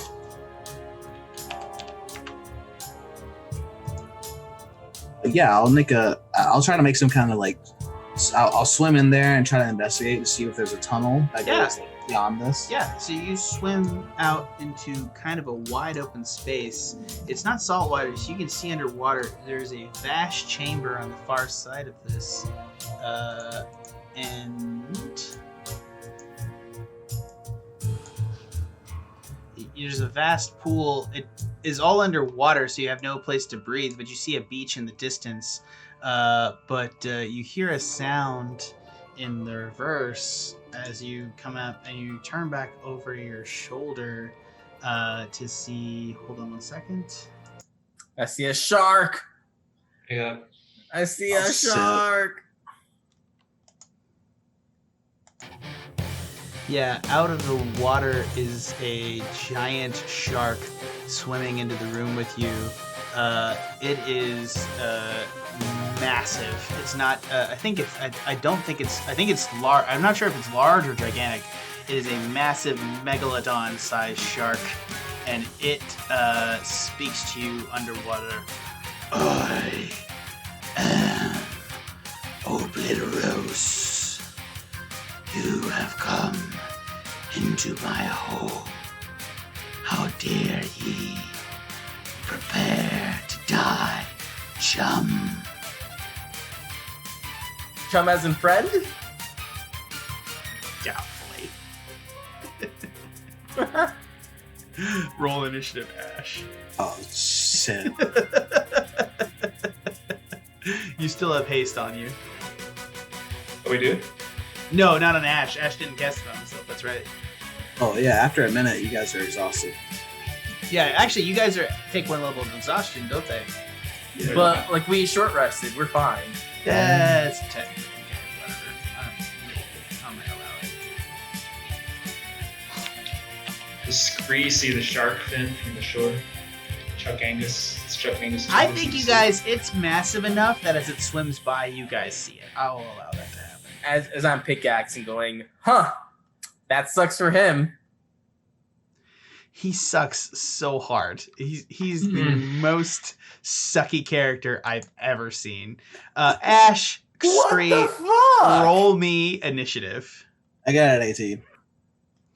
18 for him, and then Why does Chuck Angus suck? I can't imagine. Scree, what do you got? 7? Well, it depends 19. on which one you look at. Sorry, I thought I hadn't done it yet.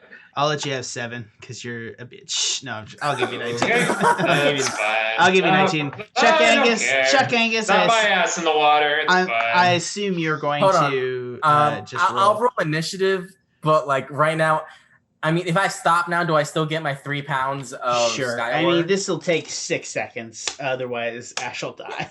I'm getting the fuck out of this shit. All right, initiative 12. Okay, yeah, so first up in the order is Scree, as you see this giant shark head by you.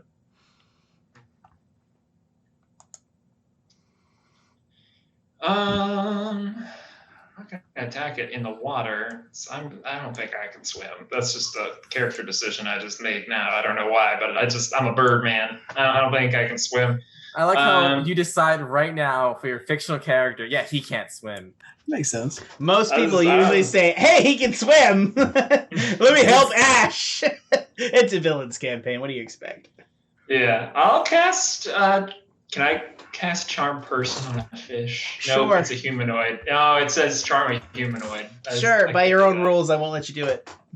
I'm just reading the thing. I would totally have let you creatures. cast on a fish. It's got sentience. We established its name as Obliteros.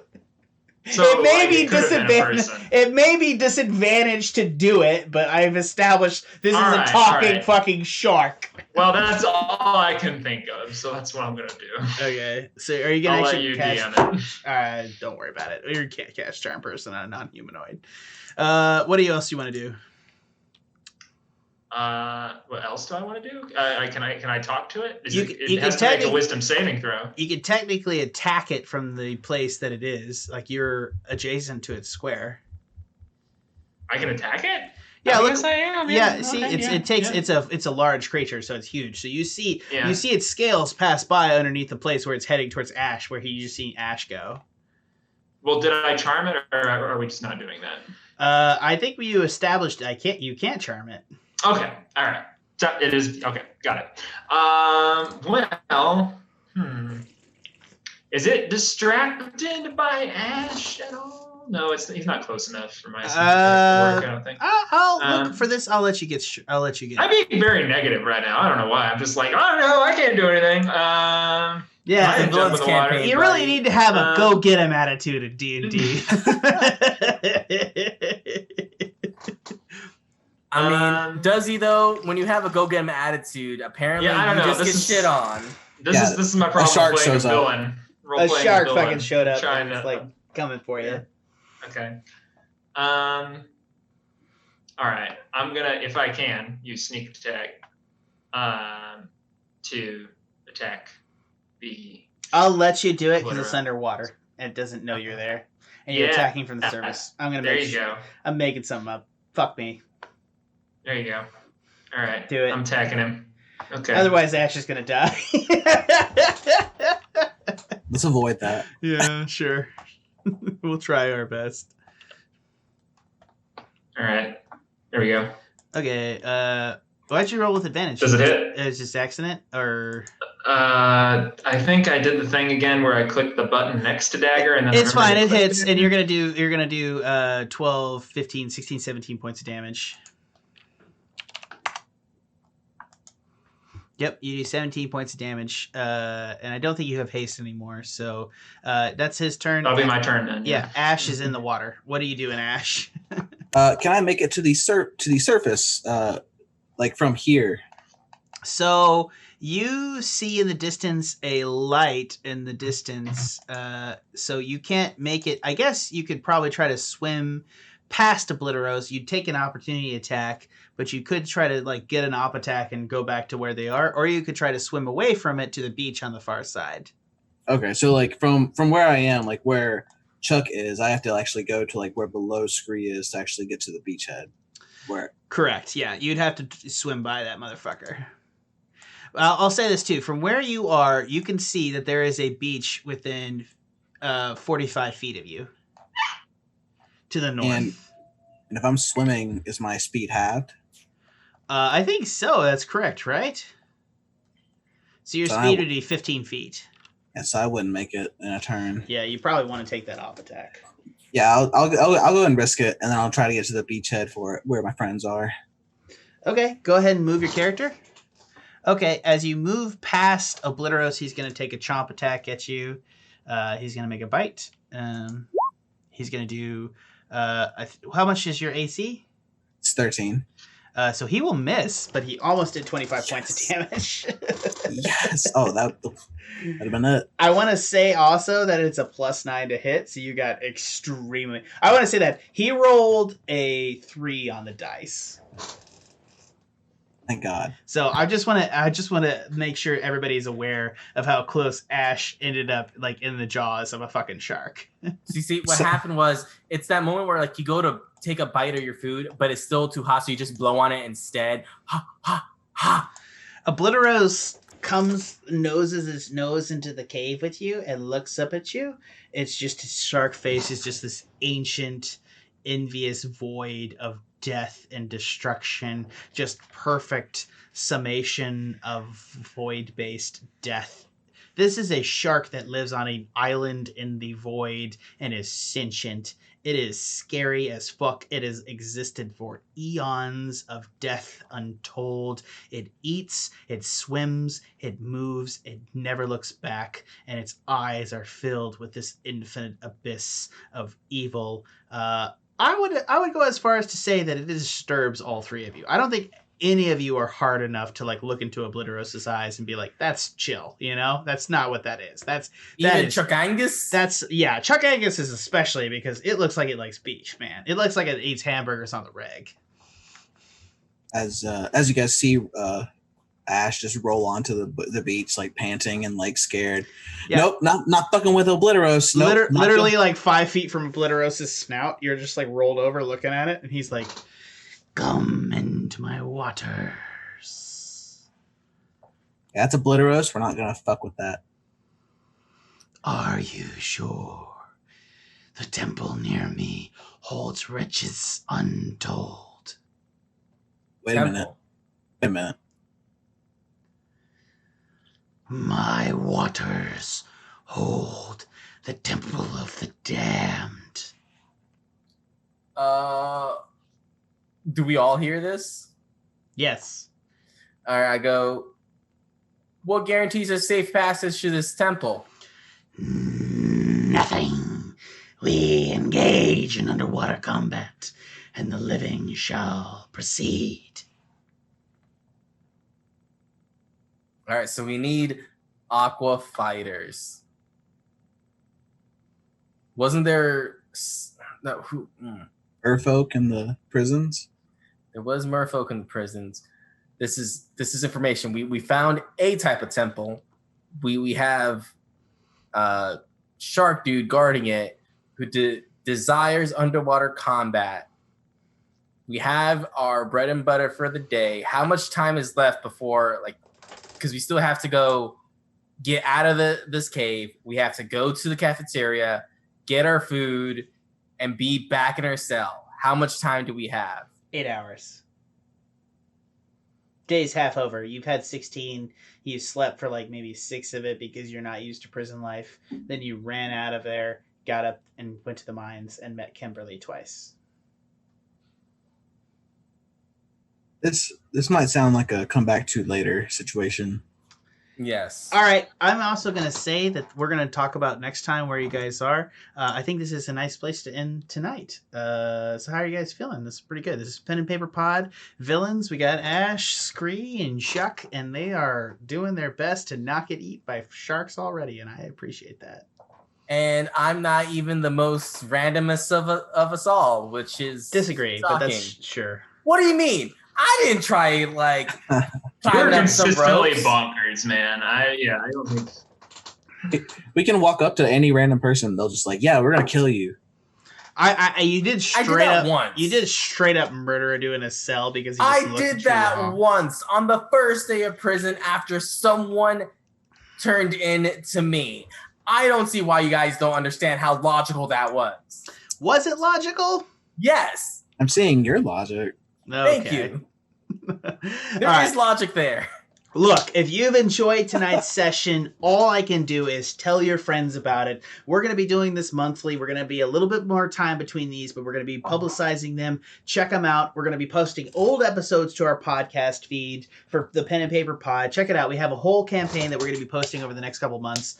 But right now, we'll get all the way up and we'll be starting this villain campaign. We'll see what we talk to people and how we want to do this monthly or bi-monthly. We're going to decide among that as a cast. More information will be found at the Tuscan Shed Media Network, TuscanShed.com, where you can find all our other podcasts, including the Movie Gang podcast, the Pen and Paper Pod, as well as Animania, which is Ed and Trevor doing an anime podcast with me. You should check it out. It's a great time. We have good things, a lot of fun. Most casts on there. We really need to advertise this one on there. We'll get to that. Anyways, from everyone here at the Tuscan Shed Media Network, and by extension, the Pen and Paper Pod, thank you for listening. Enjoy the outro, which I did with blood, sweat, and tears. I'm gonna have to make you change it and change that picture of me. Just cut.